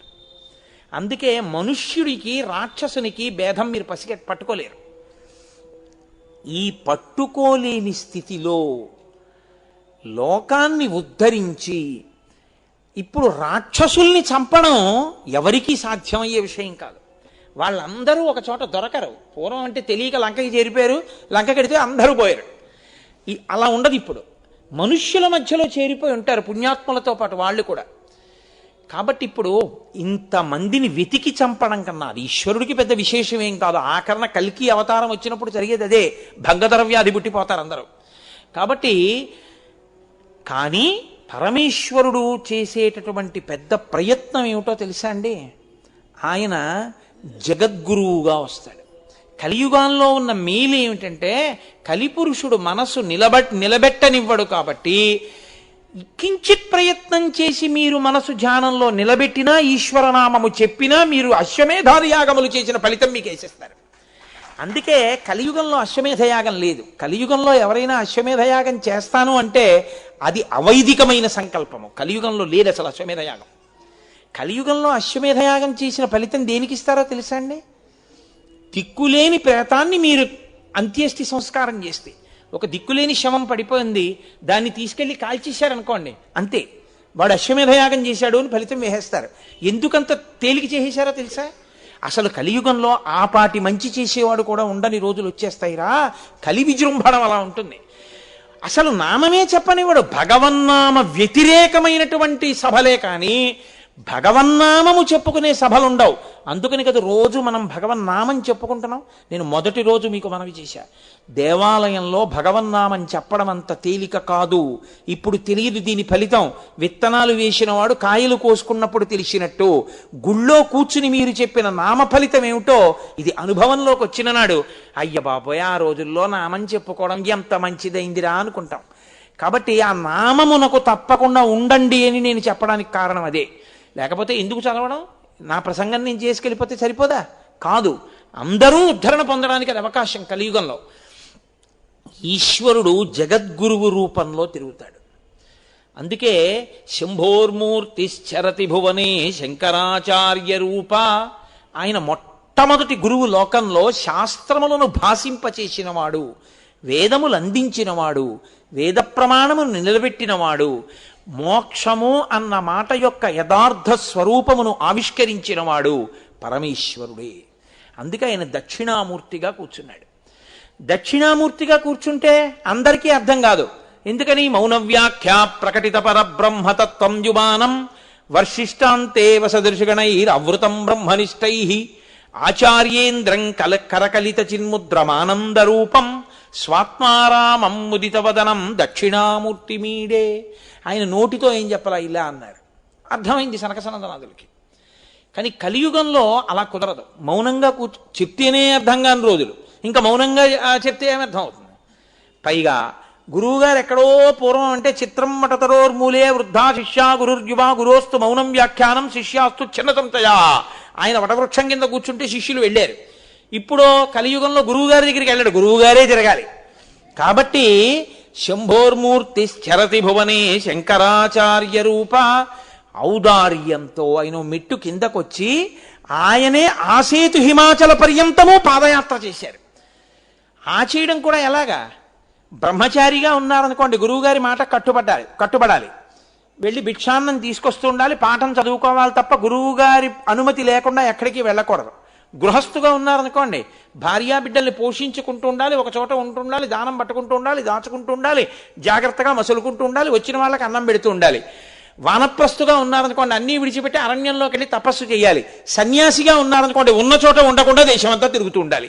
అలా తిరగడానికి అవకాశం ఉండి జ్ఞానబోధ చెయ్యడానికి అన్ని విధాలా అనుకూలం అవుతుందని బ్రహ్మచర్యం నుంచే సన్యాసాశ్రమంలోకి వెళ్ళి 32 సంవత్సరముల వయస్సు లోపల ఆసేతు హిమాచల పర్యంతము పర్యటించి వేదము యొక్క ప్రమాణాన్ని నిలబెట్టి భక్తులకి కావలసినటువంటి భాష్యముల దగ్గర నుంచి, ప్రకరణాల దగ్గర నుంచి, స్తోత్రాల దగ్గర నుంచి అన్నిటినీ ఇచ్చి ఎన్నో దేవాలయాలకి కుంభాభిషేకాలు చేసి యంత్రప్రతిష్టలు చేసి భారతదేశమునకు 4 చెరగుల 4 పీఠములను కాపు పెట్టి ఈ దేశములోకి అవైదికమైనటువంటి మతములు మళ్లీ ప్రవేశించకూడదని తూర్పున జగన్నాథులో గోవర్ధన పీఠము, పడమర ద్వారకలో కాళికాపీఠము, ఉత్తరమున బదరికాశ్రమములో జ్యోతిపీఠము, దక్షిణమున శృంగగిరిలో శారదాపీఠము పెట్టి తాను కాంచీపీఠమునందున్న మహాపురుషుడు శంకర భగవత్పాదులు.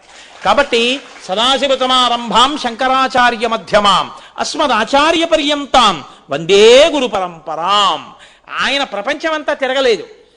ఆయన ఇక్కడ కూర్చుని ఏం చెప్పారో దాన్ని ప్రపంచమంతా అందుకుని ఒరే ఆయన రా సత్యం చెప్పినవాడు మహానుభావుడు, శంకరులు ఏ అద్వైతం చెప్పారో అదే సత్యం అని ప్రపంచమంతా 2 చేతులెత్తి శంకరుని వంటి మహాపురుషుడు లేడు అని నమస్కారం చేస్తోంది తప్ప ఆయన వెళ్ళలేదు అన్ని దేశాలు.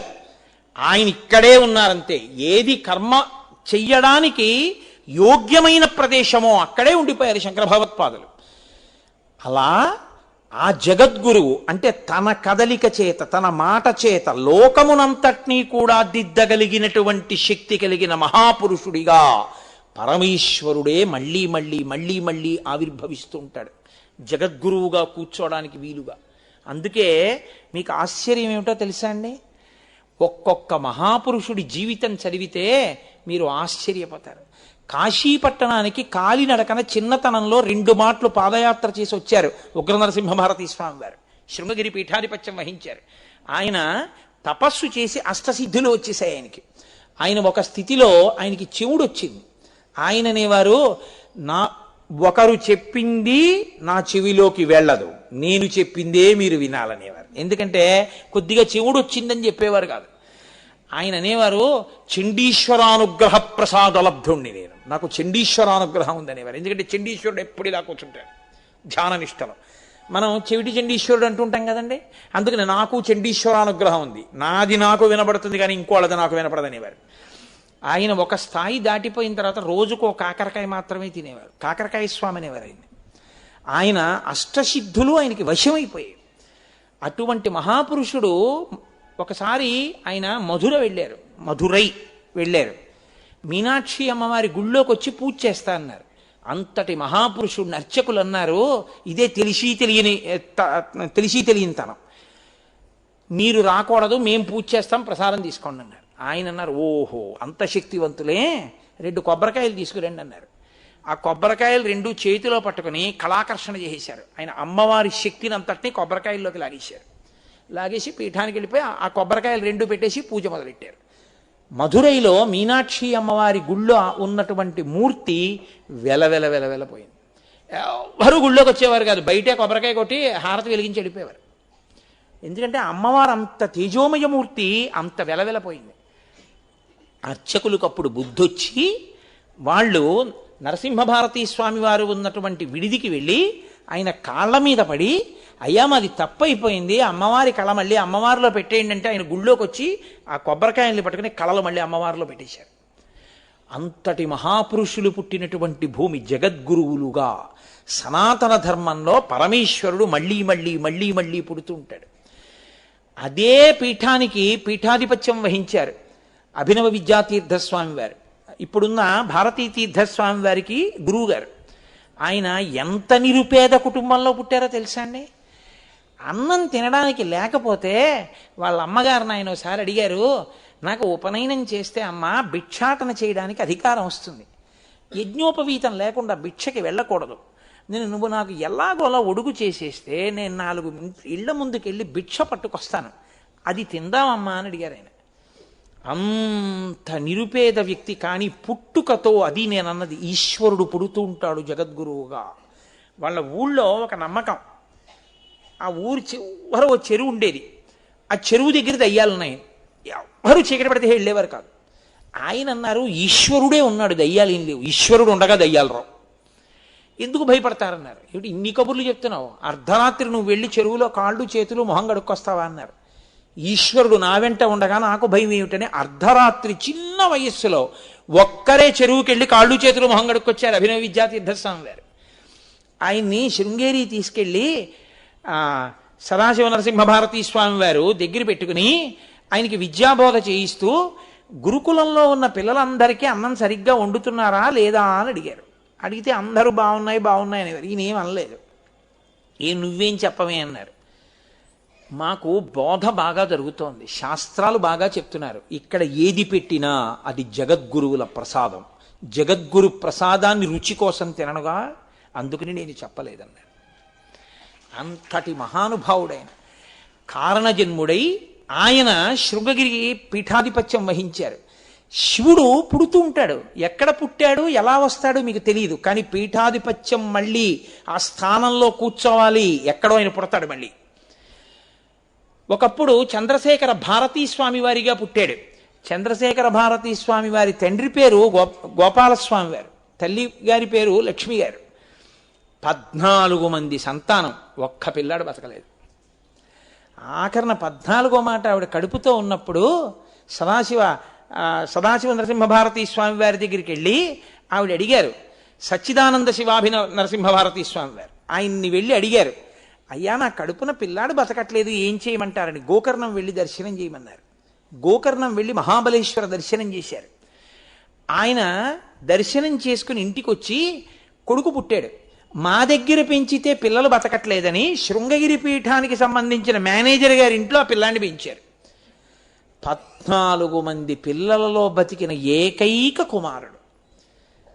శృంగగిరి పీఠాధిపత్యంలో ఉన్నటువంటి సచ్చిదానంద శివాభినవ నరసింహ భారతీ స్వామి అంటే సామాన్యులు కారు.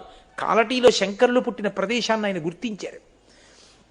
అటువంటి మహాపురుషుడు ఆయన శరీరాన్ని విడిచిపెట్టి సిద్ధి పొందుతూ ఆ పిల్లవాడికి సన్యాసం ఇవ్వండి అని చెప్పి సిద్ధి పొందారు. వెళ్ళి తండ్రి గారిని అడిగారు. ఒక్క కొడుకు, పరమపేద కుటుంబం. ఆ పిల్లవాడికి సన్యాసం ఇస్తామని. అంటే తండ్రి గారు అన్నాడు సరేనన్నారు. తల్లిగారు అంది లేక లేక లేక లేక పుట్టిన కొడుకు నేను ఇవ్వనన్నారు. తల్లి అనుమతి ఉంటే కానీ సన్యాసం ఇవ్వకూడదు బ్రహ్మచారికి. అంటే ఆయన అన్నారు ఏమి నీకు ఇష్టమై ఇచ్చావా 13 మందిని యమధర్మరాజు గారికి? ఇష్టపడి నన్ను గురువు గారికి ఇవ్వడానికి బెంగ పెట్టుకుంటున్నావే? గురువు గారి కోరికకి వ్యతిరేకంగా నేను గృహస్థాశ్రమంలో బ్రతికే కన్నా నువ్వు అంగీకరించకపోతే నేను సన్యాసిని ఈ దేశంలో ఎక్కడో తిరుగుతాను. నువ్వు అంగీకరించావా నీ కళ్ళ ముందు శృంగగిరికి పీఠాధిపత్యం వహిస్తాను, నీ ఇష్టం అన్నారు. అమ్మగారు ఒప్పుకున్నారు. ఆయన శృంగగిరి పీఠాధిపత్యం వహించారండి. మహాపురుషుడు చంద్రశేఖర భారతి అంటే అయ్య బాబోయ్ ఆయన సాక్షాత్ శివుడు, ఎవరు కాదు. ఆయన ఇలా కూర్చుంటే చంద్రమౌళీశ్వరారాధన చేసి తీర్థం ఇస్తూ ఉంటే ఒక ఆవిడ ఏడుస్తూ వచ్చింది. ఆ లైన్లో నిలబెట్టే వాళ్ళు అన్నారు ఎందుకమ్మా ఏడుస్తున్నావు అన్నారు. అంటే అయ్యా నా కూతురు మెళ్ళలో వేసిన గొలుసు ఎవరో ఎత్తుకుపోయారు అంది. సరే ఏడవకు పోన్లే తీర్థం తీసుకుని వెళ్ళిపోన్నారు. ఆవిడ క్యూలో దగ్గరికి వచ్చింది. తీర్థం ఇస్తున్నారు చంద్రశేఖర భారతీ స్వామి. ఆయన అన్నారు ఇవ్వను అక్కడి నుంచో అన్నారు. ఆవిడ మరీ ఏడ్చి నాకు ఉన్న గొలుసు పోగా తీర్థం కూడా ఇవ్వలేదని. క్యూ నడుస్తోంది. అలా అలా అలా అలా ఒక వృద్ధురాలు వచ్చింది. చంద్రశేఖర భారతి ఇలా ఉద్ధరిని పట్టుకుని ఆ చెయ్యి వంక చూసి ఆయన అన్నారు ఇచ్చేసేయి అన్నారు. ఏమిటి ఇచ్చేసేయనంది ఆవిడ. ఏది తీశావో అది ఇచ్చేసేయి అన్నారు. నేనేం తీలేదండి, చేసుకున్న పాపాలు చాలు ఇంకా మూట కట్టుకోకు అన్నారు. వెంటనే గమనించి కార్యకర్తలు పక్కకి తీసుకెళ్ళి అడిగారు నేనే దొంగిలించానా పిల్ల మెళ్ళో గొలుసుని ఇచ్చేసింది. ఆ గొలుసు తీసుకుని అప్పుడు పిలిచి ఆ పిల్లకి గొలుసు తీర్థం కూడా ఇచ్చన్నారు. ఇంకెప్పుడూ ధర్మాతిక్రమణం చేయకు, చెప్పిన మాట వింటావు కదూ అన్నారు. బుద్ధి వచ్చింది వింటానంది. వెళ్ళిరా అన్నారు. అర్థం కాలేదు కార్యకర్తలకి. ఆవిడ కొంచెం దూరం వెళ్ళాక ఏమిటి చెప్పిన మాట వింటావు కదూ ఇంకెప్పుడు చెప్పిన మాట కాదని రాకు అన్నారేమిటి అని అడిగారు. మా ఆయన నాకు భోజనం పెట్టి వెళ్ళిపోవే అన్నారు. మీ భోజనం రోజు పెడుతున్నాను మీరు తినండి అని వద్దంటున్నా వినకుండా ఇక్కడికి వచ్చాను. గొలుసుపోయి మీ బాధలు పడ్డాను. భర్త మాట అతిక్రమించి తీర్థం తీసుకోవడం అది కాదు, భర్త మాట ఔదుల దాల్చడం నేర్చుకో, కాదని రాకు అని నాకు పాఠం చెప్పారంది ఆవిడ. ఇవన్నీ ఆయన వెళ్ళి కనుక్కొచ్చారా? ఇవాల్టి రోజుల్లో ఆ మంత్రాలు ఏమిటండి అంటాం. నువ్వు చేస్తే తెలుస్తుంది ఆ శక్తి ఏమిటో. ఒక ఆయన కోర్టులో పనిచేసేవాడు చంద్రశేఖర భారతీ స్వామి వారి రోజుల్లో. ఆయన వాచాలత్వం పాపం చాలా బాగా పనిచేస్తాడు. కానీ ఆఫీసర్ గారి దగ్గరికి వెళ్ళి ఆ ఫైల్ పెట్టి ఏదో పనికిమాలిన మాట అంటుండేవాడు. ఆయన కక్ష పెట్టుకుని సస్పెండ్ చేసి పారేశాడు. ఆయన ఇంటికి వచ్చి అన్నాడు నా నాలిక మీద శనీశ్వరుడు ఉన్నాడే, నాకు ఇంతేనో నేను ఎంత పని చేసినా నాకు రేణింపుకు రాదన్నాడు. ఆవిడంది ఇక్కడే దగ్గరలో చంద్రశేఖర భారతీ స్వామి వారు విడిది చేసి ఉన్నారు, మీరు వెళ్ళి ఒకసారి కలవకూడదా అంది. అంటే ఆయన వెళ్ళి అడిగాడు చంద్రశేఖర భారతీ స్వామి వారిని నా నాలుక మీద శనీశ్వరుడు ఉన్నాడు ఎలా నాకేదీ కలిసి రావట్లేదు. ఆయన అన్నారు నేను మంత్రం చెప్తాను చేస్తావా అన్నారు. చేస్తానన్నారు. 15 రోజులు ఎలాగో సస్పెండ్ చేసేశారుగా, ఆఫీసు లేదుగా, ఇంట్లో కూర్చుని చెయ్యి అని మంత్రం ఇచ్చారు. అతను 15 రోజులు మంత్రం చేశాడు. 15వ రోజున ఏమైందో తెలుసా అండి? ఇతను ఏ మున్సిఫ్ కోర్టులో పనిచేస్తాడో ఆ కోర్టుని ఇన్స్పెక్ట్ చేయడానికి డిస్ట్రిక్ట్ జడ్జి వచ్చారు. వచ్చి ఆయన ఇతను వ్రాసిన ఫైల్స్ చూసి ఇంత బాగా రాశాడు, ఎవరితను పిలవండి అన్నారు. వాడిని మీరే సస్పెండ్ చేశారండి, ఈ మధ్య మేము కంప్లైంట్ రాస్తే వాడికి వాచాలత్వం ఎక్కువ, ఏదో ఒకటి మాట్లాడతాడన్నారు. మాట్లాడితే ఏమయ్యా ఎంత అద్భుతంగా రాశాడు ఈ ఫైల్స్, వాడికి ఇప్పుడే ప్రమోషన్ ఇచ్చేస్తున్నాను, వాడిని నా కోర్టుకి వేసేసుకుంటున్నానని ప్రమోషను ట్రాన్స్ఫర్ ఇచ్చాడు. 15వ రోజు మంత్రజపం పూర్తయింది, అతనికి ప్రమోషన్ ఆర్డరు ట్రాన్స్ఫర్ ఆర్డర్ కూడా వచ్చాయి. ఇతని పట్టుకుని చంద్రశేఖర భారతీ స్వామి వారి దగ్గరికి వెళ్ళాడు. స్వామి మంత్రం ఫలించింది, నాకు డిస్ట్రిక్ట్ కోర్టుకి వేశారు, ఇక నేను మానేయచ్చా అన్నాడు. నీ నాలుక మీద శనీశ్వరుడు పోయాడా అన్నారు. అనుమానమేను సుమండి అన్నాడు. అయితే జపం చేస్తూ ఉండన్నాడు. అతని జీవితంలో ఎంత వృద్ధిలోకి వచ్చాడు. మహానుభావులు మన దేశంలో మంత్ర ప్రభావం అంటే ఏమిటో, ఈశ్వరుణ్ణి ఆరాధించిన వాళ్ళ శక్తి ఏమిటో చూపించారు వాళ్ళు. ఆయన పూజ చేస్తూ చేస్తూ సమాధిలోకి వెళ్ళిపోయేవారు. అటువంటి మహాపురుషుడు ఇలా నడిచి వెళ్ళిపోతూ ఎవరినో చూసి ఏమి సుబ్రహ్మణ్యమా అన్నారు. రోజున అందరు అనుకున్నారు అతని పేరు అనుకున్నారు. అతనన్నాడు అవును అన్నాడు. బాగా చెయ్యి అని వెళ్ళిపోయారు. అతన్ని వెళ్ళి అడిగారు, మీ పేరు సుబ్రహ్మణ్యమా అని. కాదు, నేను సుబ్రహ్మణ్యారాధకుణ్ణి. ఆయన అందుకని సుబ్రహ్మణ్యమా అని అడిగారన్నారు. ఆయనకి తెలియనిదేం లేదు. ఆయన ఎక్కడ ఏం జరుగుతోందో తెలుసుకున్నారు. తన దగ్గరికి వస్తే, ఈ పేరు కదూ, ఈ ఊరు నుంచి వచ్చావు, ఇది చేస్తూ ఉంటావు, నీ మనఃప్రవృత్తిది అని చెప్పేవారు. తన దగ్గరికి వచ్చి ఒకడు చంద్రశేఖర భారతీ స్వామి వారి దగ్గరికి వచ్చి, అయ్యా నాకు మీరు ఏదైనా ఉపదేశం చెయ్యాలన్నాడు. ఆయన ఎర్రగా చూసి అన్నారు, నీ కర్తవ్యం నువ్వు చేస్తున్నావా, నీ ధర్మం నువ్వు చేస్తున్నావా, నిజం చెప్పు అన్నాడు. అంటే అతను కళ్ళమ్మని నీళ్లు పెట్టుకుని, నేను చెయ్యవలసింది చేస్తున్నానండి, వాళ్లే నాకు కలిసి రావట్లేదు. వెంటనే చంద్రశేఖర భారతి అన్నారు, అది అధర్మం. వాళ్ళు కలిసి రాకపోతే వాళ్ళు ధర్మం తప్పినట్టు, కానీ వాళ్ళ ధర్మం దిద్దడం నీ ధర్మం కాదు. నీ ధర్మం వాళ్ళని చూడడం, వాళ్ళని సరిగ్గా చూసి నువ్వు రా, అప్పుడు ఇస్తాను, వెళ్ళు అన్నారు. ఎవ్వరికీ అర్థం కాలేదు ఆ సంభాషణ. అతను వచ్చాక అడిగారు, ఏమైందండి, ఏమిటి చెప్పారని. నేను మా అమ్మగారిని నాన్నగారిని నన్ను వాళ్ళు ప్రేమగా చూడటం లేదని నేను వాళ్ళని చూడటం లేదండి, అది స్వామి ఎలా తెలిసిందో నన్ను నిలదీశారు. నీ తండ్రి గారు నిన్ను ప్రేమగా చూశాడా లేదా నీకు అనవసరం, ఎందుకు చూడు తండ్రి, చూడడం ఆయన ధర్మం. ఒకవేళ ఆయన ఆ ధర్మం చేయకపోతే ఆయనది తప్పు, నీ ధర్మం నువ్వు ఎందుకు మాంతావు, నువ్వు ప్రేమగా చూడు, నీ ధర్మం నీది, నీ ధర్మంలో నువ్వు నిలబడు, ఆ తర్వాత నువ్వు నా దగ్గరికి రా, మంత్రం ఇస్తాను. అది చంద్రశేఖర భారతి అంటే. ఎంత వైరాగ్యం అంటే ఆయనకి. ఆయన ఉన్మాదంలో శ్లోకాలు చెప్పినవి ఆయనకి గుర్తుండేవి కావు, ఆయన శిష్యులు రాసుకుని చెప్పేవారు. మళ్ళీ ఆయన కాలభైరవుడు గుడి దగ్గర నిల్చుని ఈ ఒంటిని కొట్టేసుకునేవారు, అంత వైరాగ్యం. ఆయన వైరాగ్యంలో శ్లోకం చెప్తూ ఈ శరీరాన్ని కుక్కలు ఈడ్చుకుని వెడతాయని శ్లోకాలు చెప్తుంటే నిజంగా ఓ శవాన్ని ఈడ్చుకొచ్చింది కుక్క. అంత వైరాగ్య సంపత్తి ఉన్నవారు. ఆయనకి శరీరంలో ఉండలేక గురువుల యొక్క అధిష్టానాలకి ప్రదక్షిణాలు చేసి మహాళయపక్ష అమావాస్య నాడు తన శరీరాన్ని ముద్రతో చిన్ముద్ర పట్టి తుంగానది నీటి మీద కూర్చుని వెళ్ళిపోతూ శరీరం విడిచిపెట్టారు. అంతటి మహాపురుషుడు చంద్రశేఖర భారతి అంటే. అంత పేద కుటుంబంలో పుట్టినట్టుగా ఉంటారు. సదాశివుడు అవతరించాడు. చంద్రశేఖరేంద్ర సరస్వతి కంచి. అసలు మా స్వామి గురించి మొదలు పెడితే ఇవాళ శివరాత్రి. 13 ఏళ్ల పిల్లాడు, సన్యాసం కోరుకోలేదు. పిన్నిగారు అబ్బాయి మహాదేవేంద్ర సరస్వతి సన్యాసం తీసుకున్నాడు. ఒక్కడే కొడుకు పిన్నిగారికి. అయ్యో సన్యాసి అయిపోయాడని చెప్పి ఆవిడ బాధపడుతుంటే చూద్దామని మహాలక్ష్మమ్మ గారు కూడా వచ్చారు, చంద్రశేఖరేంద్ర సరస్వతి స్వామి వారి తల్లిగారు. వాళ్ళతో ఈ పిల్లాడు వచ్చాడు. వచ్చి కుమారకోష్టంలో స్నానం చేశాడు. కంచికామకోటి పీఠం జట్కా బండి వచ్చి నువ్వు ముందు ఎక్కువ అని తీసుకుపోతున్నాడు. తీసుకుపోతూ అతను అన్నాడు, మీ అన్నయ్యని చూద్దామని వచ్చారు, సన్యాసం తీసుకున్నాడని. మీ అన్నయ్య వాళ్ళ గురువు గారికి మసూచికం వస్తే సేవ చేసి ఈయనకి మసూచికం వచ్చి ఇద్దరూ చనిపోయారు. ఇద్దరూ శరీరం వదిలిపెట్టేశారు, సిద్ధి పొందారు. కంచికామకోటి పీఠానికి పీఠాధిపతి లేరు. నిన్ను పీఠాధిపతిని చేస్తున్నారు, మీరే పీఠాధిపతి, కాబట్టి ఇంకా మీరు వెనక్కి వెళ్ళరన్నారు. 13 ఏళ్ల పిల్లాడికి తల మీద పిడుగుపడ్డట్టయింది. అతను జట్కా బండిలో పరమాచార్య వ్రాసుకున్నారు.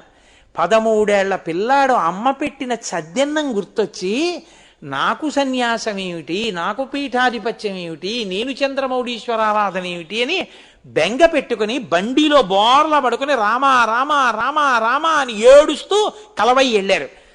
ఇప్పటికీ ఆయన సన్యాసం తీసుకున్న రాయి ఉంది. ఆ రాతి మీద నిలబడి స్నానం చేయించి యజ్ఞోపవీతం తీసేసి శిఖ తీసేసి సన్యాసం ఇచ్చేశారు. ఇద్దరు గురువులకి మహానుభావుడు ఆ శరీరం పడిపోయిన తరువాత జరగవలసిన కార్యాన్ని జరిపించి ఆ కలవైలోనే పాక వేసు కూర్చుని తపస్సు చేశారు. 13వ ఏట సన్యసించిన వారు 87 సంవత్సరములు చాతుర్మాస్యం చేశారు. శంకర భగవత్పాదులలాగే ఆసేతు హిమాచల పర్యంతం పాదచారి అయి తిరిగారు. ఆఖరికి ఆయన రామేశ్వరం వెడుతుంటే సముద్రం మించి వెళ్ళవలసి వచ్చింది. అయ్యా రైల్ బ్రిడ్జ్ ఒకటే ఉంది, మీరు ఆ స్లీపర్స్ మీద కాళ్ళు వేసి వెడుతుంటే కింద సముద్ర ఘోష, కాలు జారిపోతుంది, మీరు సత్యదండం పట్టుకు నడవాలి. ఆ రోజుల్లో లోకోమోటివ్ ఇంజిన్స్, ఆ నూనె అంతా పడుతుంది, వద్దు రైలు ఎక్కండి అంటే సన్యాసి వాహనం ఎక్కకూడదు, నేను ఎక్కనన్నారు. ఎక్కనని సత్యదండం పట్టుకుని ఆ సముద్ర ఘోషలో బ్రిటిష్ గవర్నమెంట్ ఆ రోజుల్లో రైళ్ళు ఆపిందండి. ఆయన స్లీపర్స్ మీద కాళ్ళేస్తూ రామేశ్వరం వెళ్ళి అభిషేకం చేసి వచ్చారు. అంతటి మహానుభావుడు, అంతటి ధార్మిక నిష్ట.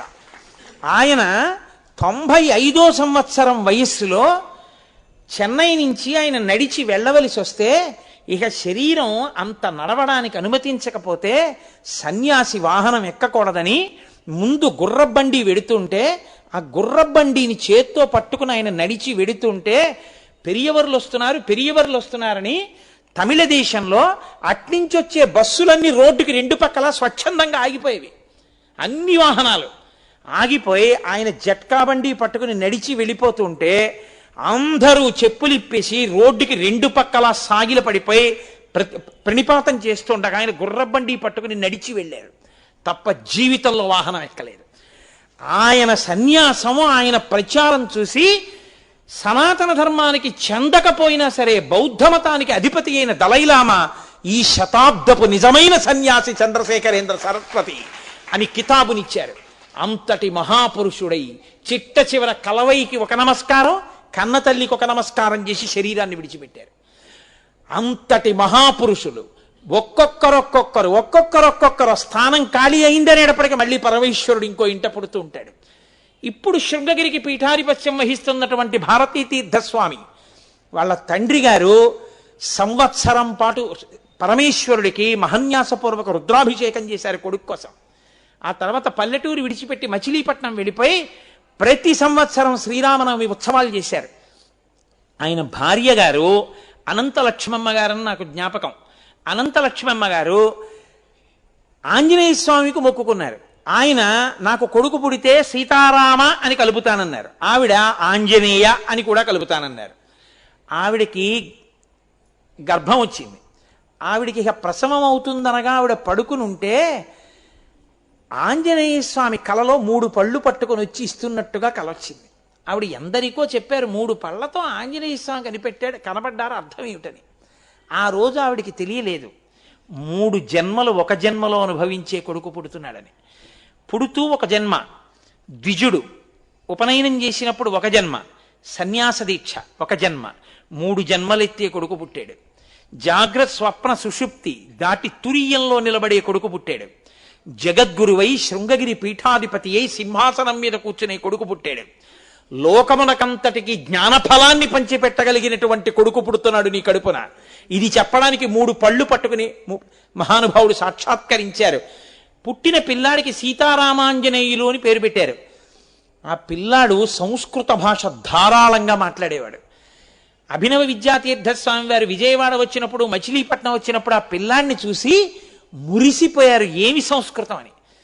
ఇంట్లో కూడా చెప్పకుండా ఆ గురువు గారి మీద ఏర్పడిపోయిన అభిమానంతో ఎక్కడో ఉజ్జయిన్లో అభినవ విద్యాతీర్థస్వామి చాతుర్మాస్యం చేస్తుంటే ఈ పిల్లవాడు వెళ్ళిపోయి ఆయన శిప్రా నదిలో స్నానం చేసి వెళ్ళాక ఆయన కాళ్ళ మీద పడి మీ దగ్గర శాస్త్రం చదువుకోవాలనుందన్నాడు. ఆయన ఇంకొకరిని పెట్టి చెప్పించలేక కాదు, ఓహో ఈశ్వరుడు తర్వాతి జగద్గురువుని పుట్టించాడు అని గుర్తించి ఆయనే తర్కశాస్త్రాన్ని బోధించడం మొదలుపెట్టారు. తర్క సంహిత అంటారంటే తర్కశాస్త్రం ముందు నేర్చుకునే శాస్త్రం. తర్క సంహిత ఆయనే బోధ చేశారు. ఆ పిల్లవాడు తరువాతి కాలంలో 3 రోజులు మీ ఇంటికి వెళ్ళరా అని గురువుగారు పంపిస్తే గురువుగారి మాటకు వెళ్ళారు ఆయన తప్ప ఎవ్వరితో మాట్లాడేవారు కాదు.